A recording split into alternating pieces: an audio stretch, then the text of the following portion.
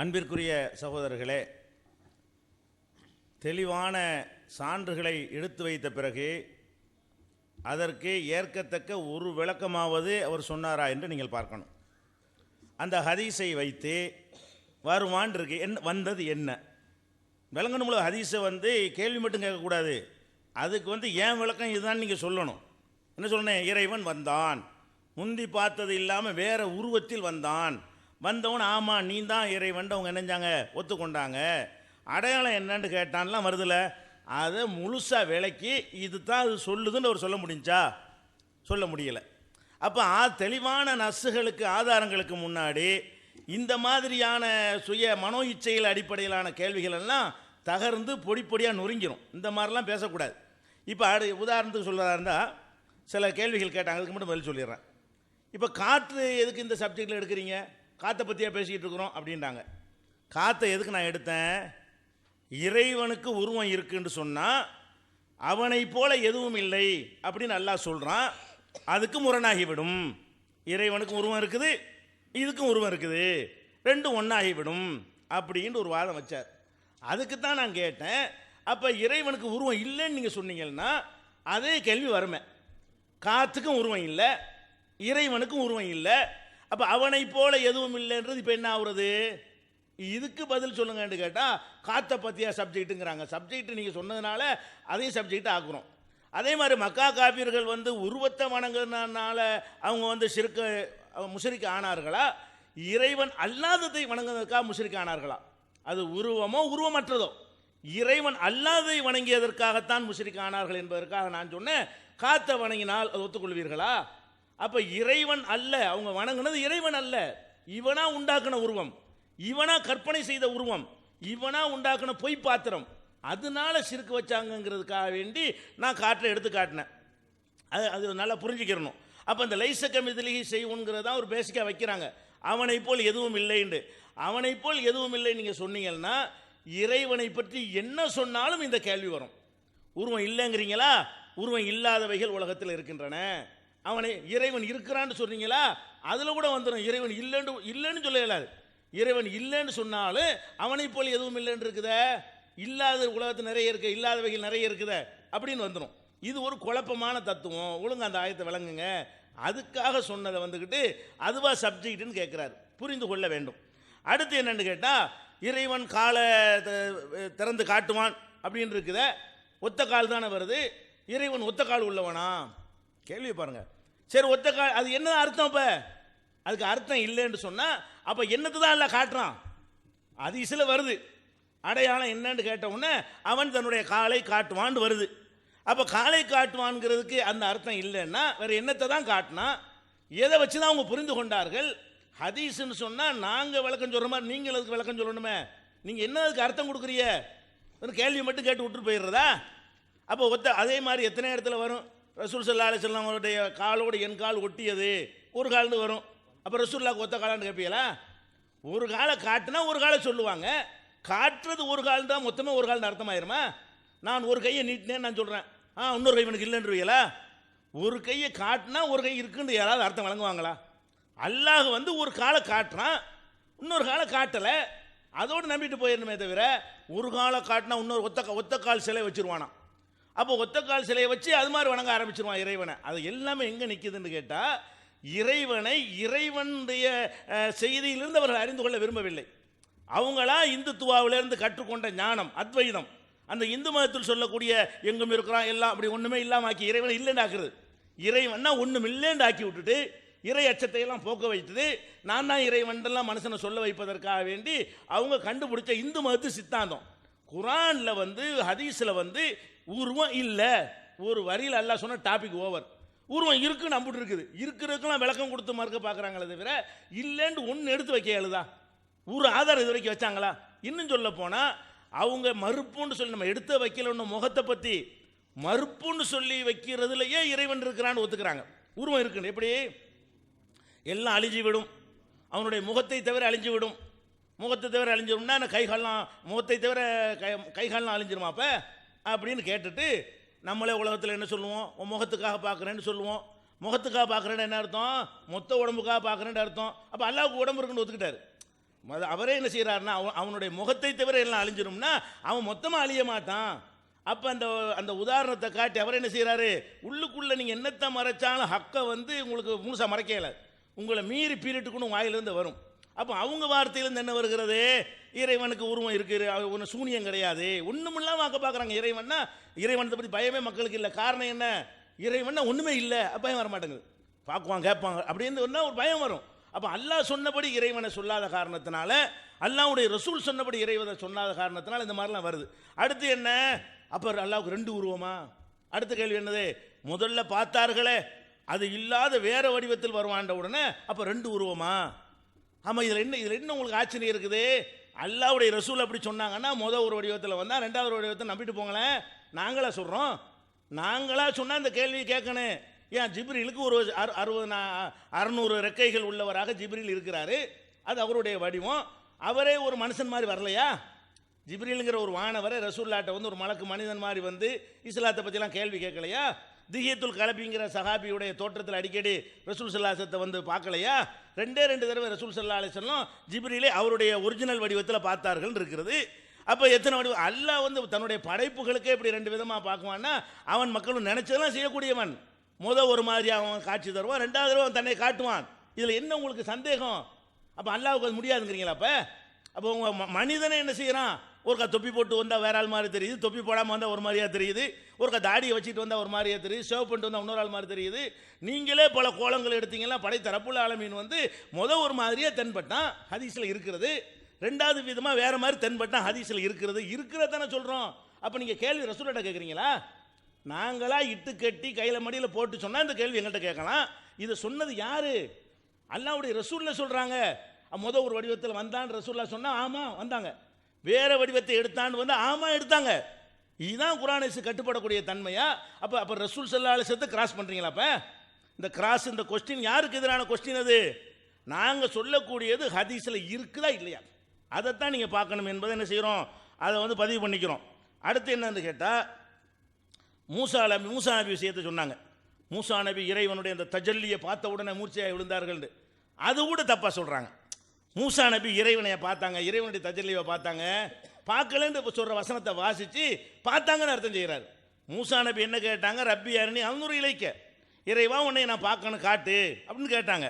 காலல் அந்தராணி, நீ பார்க்க முடியாதுப்பான்னு சொல்லி எல்லாம் நினைஞ்சிட்டான், சொல்லிட்டு என்ன பண்ணுறான், ஒலாக்கின் உந்துர் இலல் ஜபல், அந்த மலையை பார், ஃபைனிஸ்தகர்ற மக்கானகு ஃபசௌபத்தராணி, அது அந்த இடத்துல இருந்தால் அப்புறம் என்னை பார்ப்ப அப்படின்னு சொல்லிட்டு, ஃபலம்மா தஜல்லா ரப்புஹு லில் ஜபலி, ரப்பு வந்து இறைவன் ஜபலுக்கு மலைக்கு தஜல்லியை காட்டிய பொழுதுதான் மூசா விழுந்தாரே தவிர மூசாவுக்கு தஜல்லியை காட்டலை.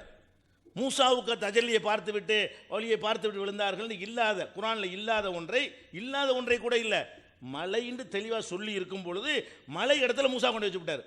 மூசாவுக்கு இறைவன் தஜல்லியை காட்டினான், மூசாவுக்கு காட்டலைன்னு சொல்கிற வசனத்தை வாசித்து மூசாவுக்கு காட்டினான். இப்படி தான் எல்லாத்தையும் புரிஞ்சுக்கிறீங்க, ஒன்று புரியுறீங்க. அடுத்து என்னன்னு கேட்டால், முக்கியமாக அவர் கேட்ட கேள்வி என்ன, முதல்ல பார்த்தாங்களா அதில் எப்படி வருதுன்னா, இப்போ யஅத்தீஹிமுல் ஜப்பார் வருவான், ஜப்பார்னா இறைவன், ஃபீ சூரத்தின் ஒரு வடிவத்தில் ஒரு உருவத்தில் வருவான். என்ன உருவம், கைரி சூரத்திஹில்லத்தி ரஅஹு ஃபீஹா அவ்வள மர்ரா. அப்போ வந்து ஃபீஹாண்டு வர வருது, ஃபீஹாண்டாங்க அந்த கியாமத்து நாளில். அப்போ அங்கே அவனை முதலில் பார்த்தார்களே அந்த சூரத்திலே என்ன செய்யறான், அது அல்லாத வேற சூரத்தில் அல்லாஹ் அவர்கள்ட்ட வருவான் அப்படின்னு இருக்குல்ல. இந்த வசனத்தில் இருந்து என்ன விளங்கணு, ஒரு ஆதாரம் இல்லைன்னு வச்சுக்கிறங்க, என்ன விளங்கணு, 2 தடவை பார்த்தார்கள் இது சொல்லுதுன்னு விளங்கணுமா இல்லையா? இப்போ அல்லாஹ் வந்து வந்தான், எந்த வடிவத்தில் வந்தான், முந்தி பார்த்தார்களே அது அல்லாத வடிவத்தில் வந்தான் அப்படின்னு அல்லாஹ்வுடைய ரசூல் சொன்னால் நீங்கள் விளங்க வேண்டிய முறை என்ன, முந்தி ஒருக்கா பார்த்துருக்காங்கன்னு தானே விளங்கணும். அப்போ ரசூலை போய் சொல்லிட்டாங்களா? முன்ன ஒருக்கா பார்க்காம இருக்கும் பொழுது முன்ன ஒருக்கா பார்த்தா ரசூல்லா சொல்லியிருப்பாங்களா? அப்போ அந்த வசனமே சொல்லுகிறது முந்தி பார்த்தார்களே அது அல்லாத, அந்த ஹதீஸ் வார்த்தையை சொல்லுகிறது முந்தி எந்த உருவத்தில் பார்த்தார்களோ அது அல்லாத வடிவத்தில் பார்த்தார்கள். அப்போ 2 வடிவத்தில் இருக்கிறது. அப்போ முந்தி எங்கே பார்த்தாங்க, முன்னாடி ஒன்று சொல்லப்படாட்டா கூட நீங்கள் என்ன விளங்கணும், ஹதீஸை மதிக்கிறாளா இருந்தா ரசூல்லா சொல்லிட்டாங்க, முந்தி பார்த்த வடிவம் அல்லாத வேற வடிவம்னு சொல்லிவிட்டாங்க. அப்போ முந்தி ஒரு வடிவத்தில் பார்த்திருக்கிறார்கள், அதிலே விளங்கணுமா இல்லையா? அதில் விளங்காட்டா கூட ஆரம்பம் என்ன செய்கிறது,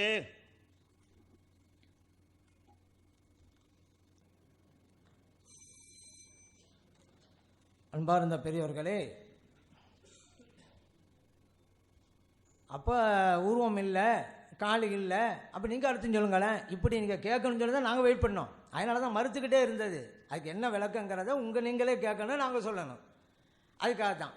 ஏன்னா இதுக்கு உருவம் இல்லை, உருவம் இருந்தால் இவ்வளோ பிரச்சனை வருது. உருவம்னு வச்சுக்கிட்டாங்க இந்த ஹதீஸே சரியாக புரிய முடியலை. ஏற்கனவே பார்த்த முகம்ட்டு இருக்குது, இவங்க ஏற்கனவே பார்க்கல. அதே போல் அந்த ஹதீஸில் சூரியன் சந்திரமாக பார்த்த மாதிரிங்கிறதும் இல்லை. சரி, உங்களுக்கு இறைவனுக்கு மத்தியில் ஏற்கனவே தெரிந்த அறிமுகமான அடையாளம் என்ன அப்படிங்கும் போது சாக்குன்னாங்க. இவங்க ஏற்கனவே அல்லாவே பார்க்கவே இல்லையா, அப்போ அல்லாவோட சாக்கோட அந்த காலோட பார்த்தாங்களா அப்படின்னு பிரச்சனை வருது. ஆனால் யாரும் பார்க்கல, அதனால காலு இல்லை. அது காலு இல்லைங்கிறத கொண்டு வந்தோம். அப்போ இதெல்லாம் என்ன ஆகி போச்சு? அப்போ வடிவம் அல்ல, உருவம் அல்ல, காலும் அல்ல, அப்போ இங்கே வேற அர்த்தம் தான் கொடுக்கணும் அப்படி முடிவுக்கு வந்துடுறோம். நபிகள் நாயகம் ஸல்லல்லாஹு அலைஹி வஸல்லம் சொன்ன பொய்யா? யார் பொய்யன்றது? ஹதீஸை நாங்கள் அப்படியே ஏற்றுக்கொள்றாமே. நீங்கள் கொடுக்குற விளக்கம்ல தப்புன்னு சொல்லிட்டு இருக்கோம். ஸல்லல்லாஹு அலைஹி வஸல்லம் தவறாக சொல்லிவிட்டார்களா? அவங்க புரியாமல் சொல்லிவிட்டார்களா? நாங்கள் சொல்லவே இல்லையா, அவங்க சொன்னதெல்லாம் கரெக்டு, நீங்கள் புரியறது தான் தப்பு. இதுதான் நாங்கள் எங்களுடைய வாதம். அங்கே இன்னொன்று தஜல்லிங்கிறது உதாரணம் சொன்னோம். இறைவன் வருவான்னு சொன்னால் இவருடைய தஜல்லின்னோம். அக்கௌண்ட் மூசா அலைஹிஸ்ஸலாம் அவர்களுக்கா தஜல்லி? மலைக்குத்தானே. யார் பார்க்குறேன்னு சொன்னது? மூசா அலைஹிஸ்ஸலாம் தானே பார்க்கணுன்னாங்க. அப்போ தானே அல்லாஹ் சொன்னான், அப்படியா மலையை பாருங்க அப்படின்னு சொல்லி அங்கே தஜல்லி ஆகுறான். பார்த்தது யாரு? உள்ள பார்க்கவே இல்லை. தஜல்லி ஆனா மூசா தான் பார்க்கவெல்லாம் கிடையாது. அந்த தஜல்லியே தாங்க அல்லாவை பார்க்கறதில்ல. நினைவு வைங்க. நம்ம சொல்கிறோமே அல்லாஹ் உருவமே இல்லைன்னு சொல்லிக்கிட்டு இருக்கிறோமே. அல்லாவுடைய தஜல்லியை பார்த்தனால தானே மயக்கம் முட்டு கீழே விழுந்தாங்க. மலையில தான் வந்துச்சு. மூசா இங்கிட்டு திரும்பிட்டு இருந்தாங்க, பார்க்கலன்னா ஏன் மயக்கம் முட்டு கீழே விழுந்தாங்க? அப்போ அல்லாஹ் தானே சொன்னா நீங்கள் மலையை பார்த்துக்கிட்டே இருங்க, அது சரியா இருந்தால் என்ன பார்ப்பீங்க. அப்போ சரியா இல்லை, வெடித்து சிதறியது, மயக்கம் முட்டு கீழே விழுறாங்க, பார்க்க முடியாதுன்னு ஒப்புக்கொள்றாங்க. அப்போ இவ்வளவு நிகழ்த்துவது யாருக்கு? மலைக்காகவா மூசா அலைஹிஸ்ஸலாத்துக்காகவா? இன்னும் மலைக்காக தான் வந்தாங்களா, மூசா அலைஹிஸ்ஸலாம் இல்லையா, நம்ம புரியலையா. இவ்வளவு நிகழ்ந்தது மூசா அலைஹிஸ்ஸலாத்துக்காகத்தான். கேட்டதுனால தான். இல்லாட்டி ஏன் அப்போ மலையா கேட்டுச்சு நீ எனக்கு காமி அப்படின்ட்டு இல்லையே. இவ்வளவு நடந்தது. ஆனால் இறைவன் தஜல்லியானது மலை, அதில் சந்தேகம் கிடையாது. இப்போ நம்ம இறைவனுடைய தஜல்லியை மூசா அலைஹிஸ்ஸலாம் பார்த்தார்கள், மயக்கமுட்டு கீழே விழுந்தார்கள் நம்ம சொன்னமே தவிர மூசா அலைஹிஸ்ஸலாம் அவர்களிடத்திலே தஜல்லி ஆனார்கள் நாங்கள் சொன்னோமா? அப்படி சொல்லவே இல்லையே. அதே போல் பாருங்க, இப்போ என்ன விளக்கன்னு கேட்டாங்க இல்லைங்க. இப்போ சூரத்துன்னு அர்த்தம் இல்லை, உருவங்கிற அர்த்தம் இல்லை அப்படின்னு முடிவுக்கு வந்துட்டா அப்போ நம்ம ஏற்கனவே சொன்னோம், இறைவன் தஜல்லி ஆவான், அவனுடைய பண்புகளை பார்ப்பார்கள். சூரத்துக்கு அவனுடைய பண்பு குணநலத்துக்கு கூட நம்ம சொல்லுவோம்ல, நான் ஏற்கனவே சொல்லியிருக்கிறேன். அவன் தன்னோட உருவத்தை காமிச்சிட்டு போயிட்டான் அப்படிமோ, அப்படின்னா அவனுடைய செயலை காமிச்சிட்டு போயிட்டான், அவன் கெட்ட குணத்தை காமிச்சிட்டு போயிட்டான், அவன் நல்ல குணத்தை காமிச்சிட்டு போயிட்டான் அப்படின்னு எதுக்கு வேண்டுமானாலும் யூஸ் பண்ணலாம். இறைவனுடைய வஸ்பு நாம் ஏற்கனவே தெரிந்தது. குர்ஆன் முழுவதும் நீங்கள் படித்து பார்த்தீங்கன்னா தெரியும், இறைவன் தன்னை பற்றி அறிமுகப்படுத்துகிறான். இன்னல்லாஹ் அலா குல்லி ஷைஇன் கதீர் அப்படிங்கிறான். இறைவன் எல்லாவற்றிலும் வல்லமை உள்ளவன்கிறான். இப்படி இறைவன் பேசுகின்ற தன்னை பற்றி அவன் விவரிக்கின்ற வசனங்கள் எண்ணற்றவை. இது நாம் தெரிஞ்சு வச்சிருக்கிறோம். நாம் தெரிந்த அந்த அமைப்பிலே இறைவனை காண்போம். எவ்வளோ அழகான விளக்கம். சூரத்துக்கு அந்த மாதிரி அர்த்தம் இருக்குதா இல்லையா? இல்லாத அர்த்தம் நம்ம சொன்னால் பரவாயில்லை. இந்த சூரத்துங்கிற வார்த்தைக்கு அரபு மொழியிலும் சரி மற்ற மொழியிலும் சரி உருவம் அல்லாத மற்றதுக்கும் யூஸ் பண்ணுறது இருக்கத்தானே செய்யுது. இல்லாத அர்த்தம் சொன்னால் எங்க எல்லா அர்த்தம் கொடுக்குறீங்க? இந்த உடலாக இருந்தால் தாங்க அதுக்கு சூரத்து, வேற அர்த்தங்கள்லாம் கிடையாதுன்றா பரவாயில்லை, வேற அர்த்தம் இருக்குதுல்ல. அப்போ குர்ஆனுடைய வசனத்திற்கு முரண்படாத வகையில் இந்த ஹதீஸை எப்படி புரியணுமோ அப்படி புரிகிற வகையில் அப்படி பிரச்சனை இல்லையில. சாக்குக்கும் அப்படித்தாங்க. இறைவன் சித்த தன்னுடைய கடுமையை அங்கே காட்டுவான். அப்பொழுது எல்லோரும் அல்லாஹ்வை சஜா செய்வாங்க. எல்லாம் சொன்னால் அல்லாஹ் நாடனவங்க. சில பேருக்கு அல்லாஹ் தஆலா வாய்ப்பு அங்கே கொடுக்க மாட்டான், அதுவும் வருது ஹதீஸில். அப்போ இந்த நேரத்தில் இறைவன் தன்னுடைய கடுமையை காட்டுவான். இப்போ சாக்குக்கு நம்ம சித்தத்துல் அம்ரு கடுமைன்னு அர்த்தம் வைக்கிறோமே, நாம இல்லை, அதுக்கு அர்த்தம் இருக்குது, அரபு மொழியில் இருக்குது. காலுன்ற அர்த்தம் வச்சா விபரீதம் வருது. இப்போ அப்போ கூட சொன்னாங்க, அப்போ இறைவனுக்கு என்ன ஒரு காலா அப்படின்னு கேள்வி வச்சாங்க. அதுக்கு பதில் சொல்லணும். அல்லாவுக்கு ஹதீஸில் குர்ஆன் வசனத்தை வச்சு தான் அல்லாவுடைய உருவத்தை நீங்கள் முடிவெடுக்கிறீங்கன்னு சொன்னால், அல்லாவுடைய காலுன்னு வந்தால் குர்ஆன் ஹதீஸில் எப்படி வருது? முடிவெடுக்கணுமா இல்லையா? அப்போ ஒரு கால் தானா, ஒற்றை கால் உள்ளவனான்னு கேள்வி கேட்டோம். இல்லை 2 கால் இருக்குது, இந்தாங்க ஹதீஸும் தாங்க, அல்ல குர்ஆனை இப்படி இருக்குன்னு தாங்க, இல்லைன்னா ஒற்றை கால் உள்ளவன் தான். இப்போ நபிகள் நாயகம் ஸல்லல்லாஹு அலைஹி வஸல்லம் காலில் நின்றாங்கன்னா அவங்களுக்கு ஒரு கால்னா வழங்குறது, அவங்களும் 2 காலுங்க நம்மளாம் பார்க்குறோமே. இப்போ அல்லாஹ்க்கு 2 கால் யார் பார்த்தது? பார்த்ததா பிரச்சனையே கிடையாது. அதே போல் நபிகள் நாயகம் ஸல்லல்லாஹு அலைஹி வஸல்லம் அவங்களுக்கு உதாரணம் சொன்ன மாதிரி மற்றவங்களை என் கையை நீட்டினேன்டா ஒரு கை தான் அப்படி தான் விளங்குன்னு சொன்னால் நமக்கு 2 கை, அங்கே ஒரு கையா 2 கை இல்லையா நம்ம கேட்கக்கூடாது. நமக்கு 2 கைங்கிறது எல்லாம் தெரிஞ்சு வச்சிருக்கிறோம். ஒரு கை நீட்டினாலும் 2 கை உள்ளவருங்கிறது தெரியும். இப்போ அல்லாஹ் கை இருக்கிறாங்க பிரச்சனை. எத்தனை கை ஒரு அது அப்படிங்கிறதுக்கு ஆதாரம் தரணும். எத்தனை கால் அதுக்கு ஆதாரம் தரணும். இப்போ நீங்கள் ஒரு காலுக்கு ஆதாரம் தந்திருக்கிறீங்க. அதனால தான் கேட்டோம், நீங்கள் இறைவனை உருவப்படுத்துகிறீர்களே அந்த இறைவனுக்கு ஒரு காலா கேள்வி கேட்டோம். ஆமாம் ஒரு காலம் சொல்லுங்கள் நேரடியா, ஹதீஸ்ல வந்திருக்குது. ஆனால் எங்கள் இறைவனுக்கு ஒரு கால் தான், ஒரு கால் உள்ள இறைவன் தான் அப்படி சொல்லுங்க. அதை விட்டு இப்படி வழங்கணும் அப்படி வழங்கணும்னா நாம தான் இப்படி வழங்குறது? அல்லாஹ் பற்றி நாம வழங்கலாமா? குர்ஆன் ஹதீஸ் எப்படி இருக்கோ அப்படி தான் வழங்கணும். அதனால் 2 கால் என்றால் நமக்கு 2 கால் 2 பேருக்கு தெரியுது. அல்லாஹ்க்கு அப்படி இருக்கா? யாரும் பார்த்தாங்களா? இல்லை. அப்போ குர்ஆன் ஹதீஸ்ல ஆதாரம் காட்டுங்க. 2 கால் இருக்கு, 3 கால் இருக்கு அப்படி சொல்லுங்க. இல்லைன்னா ஒரு கால் உள்ள இறைவன் தான் உங்களுடைய கற்பனையில் அந்த நீங்கள் உருவப்படுத்துகிற இறைவன் அப்படின்னு தான் ஆகும். அப்போ நபிகள் நாயகம் ஸல்லல்லாஹு அலைஹி வஸல்லம் அவர்கள் ஒன்று தெரியாமல் இல்லை, அவங்க தெளிவாக சொல்லிட்டு போயிருக்காங்க. நம்ம விளங்குவதில் தான் இருக்குது. சாக்கு அப்படிங்கிறதுக்கு நான் ஏற்கனவே சொன்னேன், அந்த ஹதீஸில் இருக்குது. நீங்கள் ஏற்கனவே தெரிந்த அடையாளம் பார்த்தீங்களா? இன்னல்லாஹ ஷதீதுல் இகாப், குர்ஆனில் தன்னை பற்றி சொல்கிறான். அது இறைவன் கடுமையாக தண்டிக்கக்கூடியவன், பாவிகளுக்கு கடும் தண்டனை வழங்கக்கூடியவன் அப்படிலாம் இருக்குது. நம்ம புரிஞ்சிருக்கிறோம். அப்போ ஏற்கனவே நீங்கள் அறிந்த இப்போ இறைவனுடைய பண்புகள், உருவம் அல்லங்க, இறைவனுடைய பண்பு சிபத்துன்னு சொல்லுவாங்க அரபியில். அதை நம்ம புரிஞ்சிருக்கிறோம். குர்ஆனை படித்தோம், ஹதீஸ் படித்தோம், அல்லாஹ் பண்புகளை புரிஞ்சிட்டோம். அங்கே போய் உங்களுக்கு தெரிந்த பண்பு புரிஞ்சுக்கிறோம். இப்படி செய்யும் பொழுது நாம் அறிந்தது அல்லாஹ் பண்பு அறிஞ்சிருக்கிறோம். சாக்கு சித்தத்தில் ரொம்ப அர்த்தமும் இருக்குது. பிரச்சனை இல்லையில, குழப்பம் இல்லையே. நீங்கள் அங்கே காலில் அர்த்தம் வச்சுட்டா சாக்கு கால அர்த்தம் இருக்குது அப்படி வச்சுட்டீங்களாக்கா ஏற்கனவே தெரிந்த அப்படின்னு சொன்னால் ஏற்கனவே அல்லாட காலம் நம்மெல்லாம் பார்க்கலையே. அப்போ அங்கே தெரிஞ்சங்கிறது அடிபட்டு போத. அதனால தான் அந்த அர்த்தம் வைக்காதீங்க அப்படிங்கிறோம். இப்படி இப்போ நான் சொன்ன மாதிரி தான் அர்த்தம் வைக்கணுங்கிறோம். இப்படி நம்ம சொல்கிற அர்த்தம் குர்ஆனுக்கும் ஹதீஸுக்கும் உடன்பட்ட வகையில் அமைந்திருக்கிறது அப்படிங்கிறதையும் நாம் புரிந்து கொள்ளணும். அடுத்ததாக எல்லா இடத்துலையும் இறைவன் இருக்கிறான் அப்படின்னு கொண்டு வர்றதுக்காகத்தான் இறைவனுக்கு உருவம் இல்லைன்னு இவங்க சொல்லுவாங்க. இது அத்வைத கொள்கை, இந்து மத கொள்கை, இதை கொண்டு வர்றதுக்கு தான் இவங்க சொல்கிறாங்கங்கிறாங்க. இது வரைக்கும் நாங்கள் அப்படி எடுத்து வச்சோமா? இறைவன் எல்லா இடத்துலையும் இருக்கிறான், இந்த அத்வைதம் நாங்கள் ஆதரிக்கிறோம், அதனால தான் இறைவன் உருவம் இல்லைங்க நம்ம சொன்னோமா? நாங்கள் சொல்லாத ஒன்றை, எங்களுடைய கொள்கை இல்லாத ஒன்றை எங்கள் மேலே எப்படி இங்கே சொல்லலாம்? அப்போ நம்ம கொள்கை அப்படியா இருந்துட்டு சொல்லிட்டா பிரச்சனை இல்லைங்க, நாங்கள் பதில் சொல்லுவோம். எங்கள் கொள்கை இதுதாங்க இதாங்க பதிலுமோ. நம்ம கொள்கையே இல்லாத ஒன்றை உங்கள் கொள்கை இதுதான் என்று எப்படி உங்கள் முடிவுக்கு வந்தாங்க? இந்த வாதத்தை நாங்கள் அப்படி எடுத்து வச்சோமா? நாங்கள் அந்த கொள்கை இருக்கோம்ட்டு. அதனால் இந்த கருத்தை அவங்க வாபஸ் வாங்கணும். இல்லைண்டா நாங்களும் சொல்லுவோமே, இது வரைக்கும் நாங்கள் என்ன சொன்னோம்? இறைவன் நீங்கள் கற்பனையில் வச்சு வணங்குறீங்க, அன்றைய மக்கத்து காவர்கள் எல்லாம் வெளியில உருவத்தை வச்சு வணங்கினாங்க அப்போ நம்ம சொல்லிட்டு இருந்தோம். இப்போ நாங்கள் சொல்லலாமா? இல்லை, இந்த கற்பனையிலே வைக்கக்கூடியவர்கள் கூட வெளியில கூட சிலைகளையும் வணங்கி கொண்டு இருக்கிறார்கள். அதை கொண்டு வர்றதுக்கு தான் இதை இவங்க இப்படியெல்லாம் கொண்டு வர்றாங்க. அந்த சூழ்நிலை உருவாக்கத்தான் இறைவனுக்கு உருவம் இருக்குங்கிறத வாதிக்கிறாங்கன்னு நாங்கள் குற்றச்சாட்டு வைக்கலாமா? அப்படி எப்படி குற்றச்சாட்டு நான் வைப்பது கூடாதோ அந்த மாதிரி நீங்களும் எங்கள் மேலே இங்கே அத்வைத கொள்கைக்காக தான் இப்படி பாடுபடான்னு சொல்லக்கூடாது. குர்ஆன் ஹதீஸை பற்றி நம்ம வாதம் பண்ணிக்கிட்டு இருக்கோம். நீங்கள் சொல்கிற குர்ஆன் ஹதீஸில் இருக்காங்கிறது தான் பிரச்சனை, நாங்கள் சொல்கிற குர்ஆன் ஹதீஸில் இருக்கிறாங்க தான் பிரச்சனை. நீங்கள் தேவையில்லாமல் கொண்டு வரீங்க. நாங்கள் அப்படி சொல்லாதையே. அப்போ நாங்களும் நீங்கள் செய்ய நாங்கள் சொல்லாமா? சொல்லக்கூடாது. அது மாதிரி நீங்கள் சொல்லக்கூடாது. நாங்கள் என்ன சொல்கிறோமோ அதுக்கு பேர் சொல்லுங்கள். இல்லை நீங்களாக கற்பனை பண்ணிக்கிட்டு அப்படி இப்படின்றாலும் சொல்ல வேணாம். நாங்கள் சொல்கிற குர்ஆன் ஹதீஸில் அப்படி ஒரு அத்வைத கொள்கை இருந்தால் நீங்கள் அப்போ சொல்லுங்கள். நீங்கள் இது அத்வைத கொள்கை மாதிரிலாம் இருக்குது நீங்கள் சொல்கிறது அப்போ சொல்லுங்கள். இது வரைக்கும் நான் சொன்னதில் அப்படி வந்துச்சா உங்களுக்கு? இல்லையே. நம்ம ஹதீஸுக்கு தான் நம்ம விளக்கம் கொடுத்துக்கிட்டே இருக்கிறோம். அடுத்து ஒரு கருத்தை சொன்னாங்க, அப்போ முகமெல்லாம் அழிந்து போய்விடும் அப்படின்னு சொன்னாக்கா இறைவனை தான். அப்போ அவங்களும் ஒப்புக்கொண்டாங்க இறைவன் உருவம் இருக்குண்ட. அப்படியா? நான் அப்போவே சொன்னேன், இறைவனுடைய உள்ளமை உஜூதுன்னு தானே சொன்னேன், அல்லாஹ் உருவம் இருக்குண்டா நான் சொன்னேன். எல்லாம் அழிந்து போய்விடும், இறைவன் முகம் மட்டும் இருக்கும் என்றால் இறைவனே இருப்பான், இறைவனுக்கு உருவம் இருக்கும்டா நான் சொன்னேன். இறைவன் இருக்கிறாங்கிறத நானும் நீங்கள் ஒப்புக்கொண்டிருக்கிறோமாங்க. நம்ம 2 பேரும் ஒப்புக்கொண்ட கருத்தை இல்லைங்க நான் சொன்னேன். அப்போ அவர் ஒப்புக்கொண்டார் இறைவனுக்கு உருவம் இருக்கு. அப்படியா? அப்படி பார்த்தா அப்போ நான் சொல்லலாமா? அப்போ நான் இப்படி சொன்னதுனால அந்த வசனத்தில் இறைவனுக்கு முகம் இல்லைன்னு அவங்க ஒப்புக்கொண்டாங்க அப்படி நான் சொல்லவா? அப்படி மாறி வரும்ல. அவர் ஒப்புக்கொண்டாரு முகம் இல்லை இதுதான், அப்போ இவங்களும் முகம் இல்லைன்னு ஒப்புக்கொண்டாங்க, என் கருத்துக்கு வந்துட்டாங்க நான் சொல்லவா? அங்கே இறைவனுக்கு அந்த முகம் என்பது இறைவன் அப்படி அர்த்தம் வச்சோம். இறைவனுக்கு உருவம் அப்படின்னு நாங்கள் சொல்லவே கிடையாது. அடுத்து இன்னொன்று சொன்னாங்க, 2 உருவம்னு வழங்குங்க. நீங்கள் அல்லாஹ் நினைச்சா எதுவும் செய்ய முடியுமில்லைங்க. அப்படி இங்கே தான் ஆபத்து இருக்கிறது.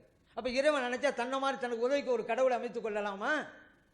இது மற்ற மத சித்தாந்தத்துக்கு அல்லவா வழிவகுக்கிறது. ஒரு கடவுள் இருந்தார், தனக்கு துணையாக இன்னொரு கடவுள் வேணும்னு உருவாக்கி கொண்டாரு. அப்படின்ட்டு பல மதங்களில் பார்க்குறோமாங்க. 2 கடவுள் 3 கடவுள் எப்படி வந்துச்சு?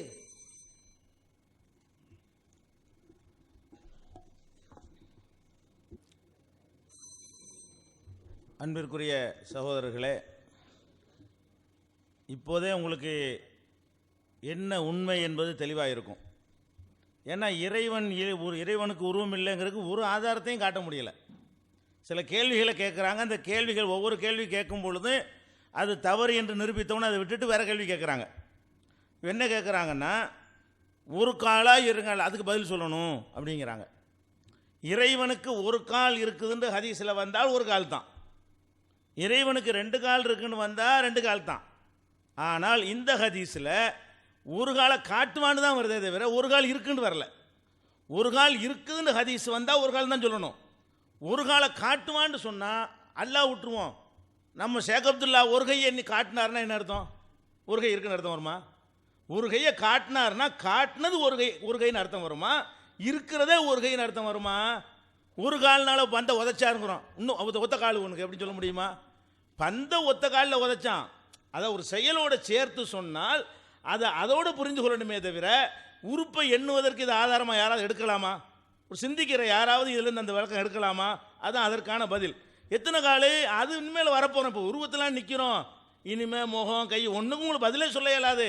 அதனால் சக்தி அப்படின்லாம் சொல்லுவீங்களா? அதெல்லாம் முடியாத அளவுக்கு அழுத்தமான ஆதாரங்கள் அடுக்கடுக்க இனிமேல் வரப்போகுது. இப்போ உருவம் பேசிக் ஃபஸ்ட்டு, அப்புறம் முகம் கால் எல்லாமே வரும். வருஷம் எத்தனை காலுங்கிறீங்கல்ல, அதெல்லாம் வரும். உங்களுக்கு இதே மாதிரி அப்போ பதில் சொல்ல முடியாது. அடுத்து என்னன்னு கேட்டால், ஹதீஸை யார் மறுத்தா? விளக்கம் தான் தப்பு அப்படிங்கிறாங்க. ஹதீஸை அப்படி சொன்னது யார்? விளக்கம் கொடுத்தது யார்?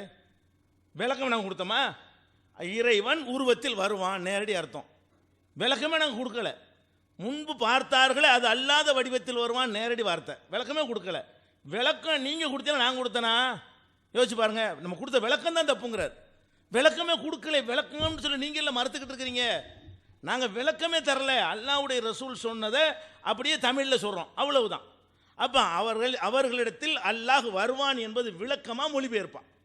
அவர்கள் முன்பு பார்த்த வடிவம் அல்லாத வேற வடிவத்தில் வருவான் என்பது விளக்கமாக மொழிபெயர்ப்பான்.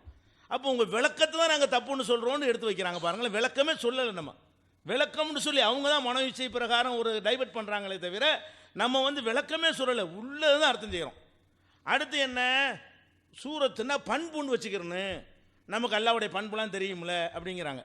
இப்போ அல்லாஹ் ஒரு பண்புல வந்துட்டான், அதை மக்கள் பார்த்துட்டாங்க. அது அல்லாத வேற பண்புல வந்தான். இல்லை பண்புல எப்படி மாறுறதுன்னு கேட்குறேன். உருவத்தில் மாறுறது நமக்கு அறிவு ஏற்றுக்கிறது. அப்போ அல்லாஹ் பண்புல வந்தானா? பண்புல வந்தால் எப்படி மக்கள் பார்ப்பாங்க? பண்புல வந்திருக்கிறான். பண்புல என்ன செய்கிறான்? அதுக்கப்புறம் முந்தி பார்த்தார்களே ஒரு பண்பு, அது அல்லாத வேற பண்பில் வந்தார்கள் அப்படின்னா பண்புங்கிற அப்படிலாம் மாறுமா? இது மீனிங்லெஸ்ஸாக தெரியலையா? இதை பார்த்தாலும் ஒரு அர்த்தமற்ற ஒரு விளக்கமாக வியாக்கியானம் உங்களுக்கு படலையா? அப்போ இப்படிலாம் சொல்லக்கூடாது. மொத்தத்துக்கும் வாட்சி என்ன செய்யணும்? நீங்கள் அர்த்தம் செய்யணும். இன்னும் சொல்ல போனால் அப்புறம் ஒரு விஷயத்தை வாபஸ் வாங்க சொல்கிறார். எல்லா இடத்துலையும் இறைவன் இருக்கிறான் நாங்கள் சொல்லவே இல்லை, அப்படி நீங்கள் சொல்லிட்டீங்க வாபஸ் வாங்கணும்னு. கண்டிப்பாக தவற சொன்னால் வாபஸ் தான் வாங்கணும், அதில் மாற்றுக்கிறதுலாம் கிடையாது. ஆனால் நான் என்ன சொன்னேன்னு கொஞ்சம் ரிப்பீட் பண்ணி பார்த்துக்கிட்டு அடுத்த அமர்வுன்னு சொல்லுங்கள். நான் என்ன சொன்னேன்? ஷேக் அப்துல்லா இந்த மாதிரி சொன்னார்னு சொல்லவில்லை. இந்த கருத்து உண்டானது இப்படித்தான். இந்த இறைவனுக்கு உருவம் இல்லைங்கிற கருத்து எங்கேருந்து உண்டாகுது என்று சொன்னால் இந்து மதத்தினுடைய அத்வைதத்தில் தான் உண்டானதுன்னு நான் சொன்னனே தவிர இவர் அத்வைதத்தை சொல்கிறாருன்னு நான் சொன்னால் தான் என்ன செய்யணும்? நான் சொல்லாத ஒன்றை ஏன் என் மீது சுமத்தினீர்கள் சொல்லணும். நான் இந்த சிந்தனை எங்கேருந்து உண்டானது என்ற அடிப்படையை சொன்னனே தவிர அப்படி இல்லாமல் இவர் சொன்னதாக நான் சொல்லியிருந்தால் என்ன செய்வோம்? வாபஸ் வாங்கிக்கிடுவோம். நீங்களே போட்டு பார்த்துட்டு என்ன செய்யுங்க, அடுத்த பிரேக் வருவீங்கல்ல, அப்போ நீங்கள் சொல்லுங்கள், பார்த்துக்குருவோம். அடுத்து என்னன்னு கேட்டால், இந்த முகம் அழிந்து விடும்னு சொல்லும் பொழுதே அல்லாஹ்வுடைய உள்ளமையை நான் சொல்லியிருக்கிறேன் அப்படிங்கிறார். அதாவது எல்லாமே அழிந்து விடும் அல்லாஹ்வுடைய முகத்தை தவிர, உள்ளமையை தவிரன்னு நான் சொன்னேன். அது சொன்னார் உண்மை. சொல்லிட்டு அப்புறம் என்ன சொன்னார்? அதான் பிரச்சனை. அது சொல்லிட்டு அவரே அதை மறுத்தார். எப்படி மறுத்தார்? அவருடைய முகத்துக்காக பார்க்குறேன் என்ற என்ன அர்த்தம்? மொத்த உடம்புக்கு தான் பார்க்குறேன்னு அர்த்தம். உங்கள் முகத்துக்காக தான் விட்டு தரேன் என்ன அர்த்தம்? மொத்த உடம்பு தான் அர்த்தம். அப்போ முகம்னா என்ன அர்த்தம்? மொத்த உடம்புன்னு சொன்னார். முதல்ல தஜலின்னு சொல்லிவிட்டு அதை சொன்னது அவர் தான். அதுக்கடுத்து அதுக்கு அர்த்தத்தை மாற்றி சொன்னது அவர் தான். அவர் சொன்ன அர்த்தத்தை ரெண்டாவது சொன்னார், அதை எடுத்து சொன்னனே தவிர நான் இட்டுக்கட்டி ஒன்றும் சொல்லலையே. முதல்ல உள்ளமை அழியாதுன்னு சொல்லிவிட்டு அப்புறம் என்ன பண்ணார்? முகம்னா என்ன அர்த்தம்னு பேசும்போது முகம்னா முழு உடம்பு தான் அப்படின்னு சொல்லிட்டார். அப்போ அல்லாஹ்வுக்கு உடம்பு இருக்குன்னு ஒத்துக்கிட்டார், உருவம் இருக்குன்னு. அதான் அது சொன்னது தவிர நான் இட்டுக்கட்டி ஒன்றும் சொல்லலை. அது மாதிரி வந்து அப்போ இறைவன் 2 வடிவத்தில் வந்தாண்ட உடனே இறைவன் நினச்சதெல்லாம் செய்வான் அப்படின்னு ஒரு பயங்கரமான கேள்வி கேட்குறாரு. அப்போ இறைவன் நினச்சதெல்லாம் செய்வான் என்றால் தன்னை போல இன்னொருவனை உருவாக்கி கொள்வானா, தனக்கு அசிஸ்டண்ட்டை உருவாக்கி கொள்வானா அப்படிங்கிறாரு. கண்டிப்பாக உருவாக்கி கொள்ள மாட்டான். ஆனால் உருவாக்கி கொள்வான் என்று அல்லாஹ்வும் ரசூலும் சொன்னால் உருவாக்குவான் நம்பணும். இது ஏன் 2 உருவத்தை நாங்கள் பேசுகிறோம்? நாங்களா சொல்லலை, ரசூல் சொன்னதுனால் நம்ம நம்புகிறோம். அப்போ அல்லாஹ்வும் ரசூலும் சொல்லி இருப்பார்களே ஆனால் நினச்சதை செய்வான், நினச்சதை செய்வான்ங்கிற நம்மளாக கற்பனை பண்ணக்கூடாது.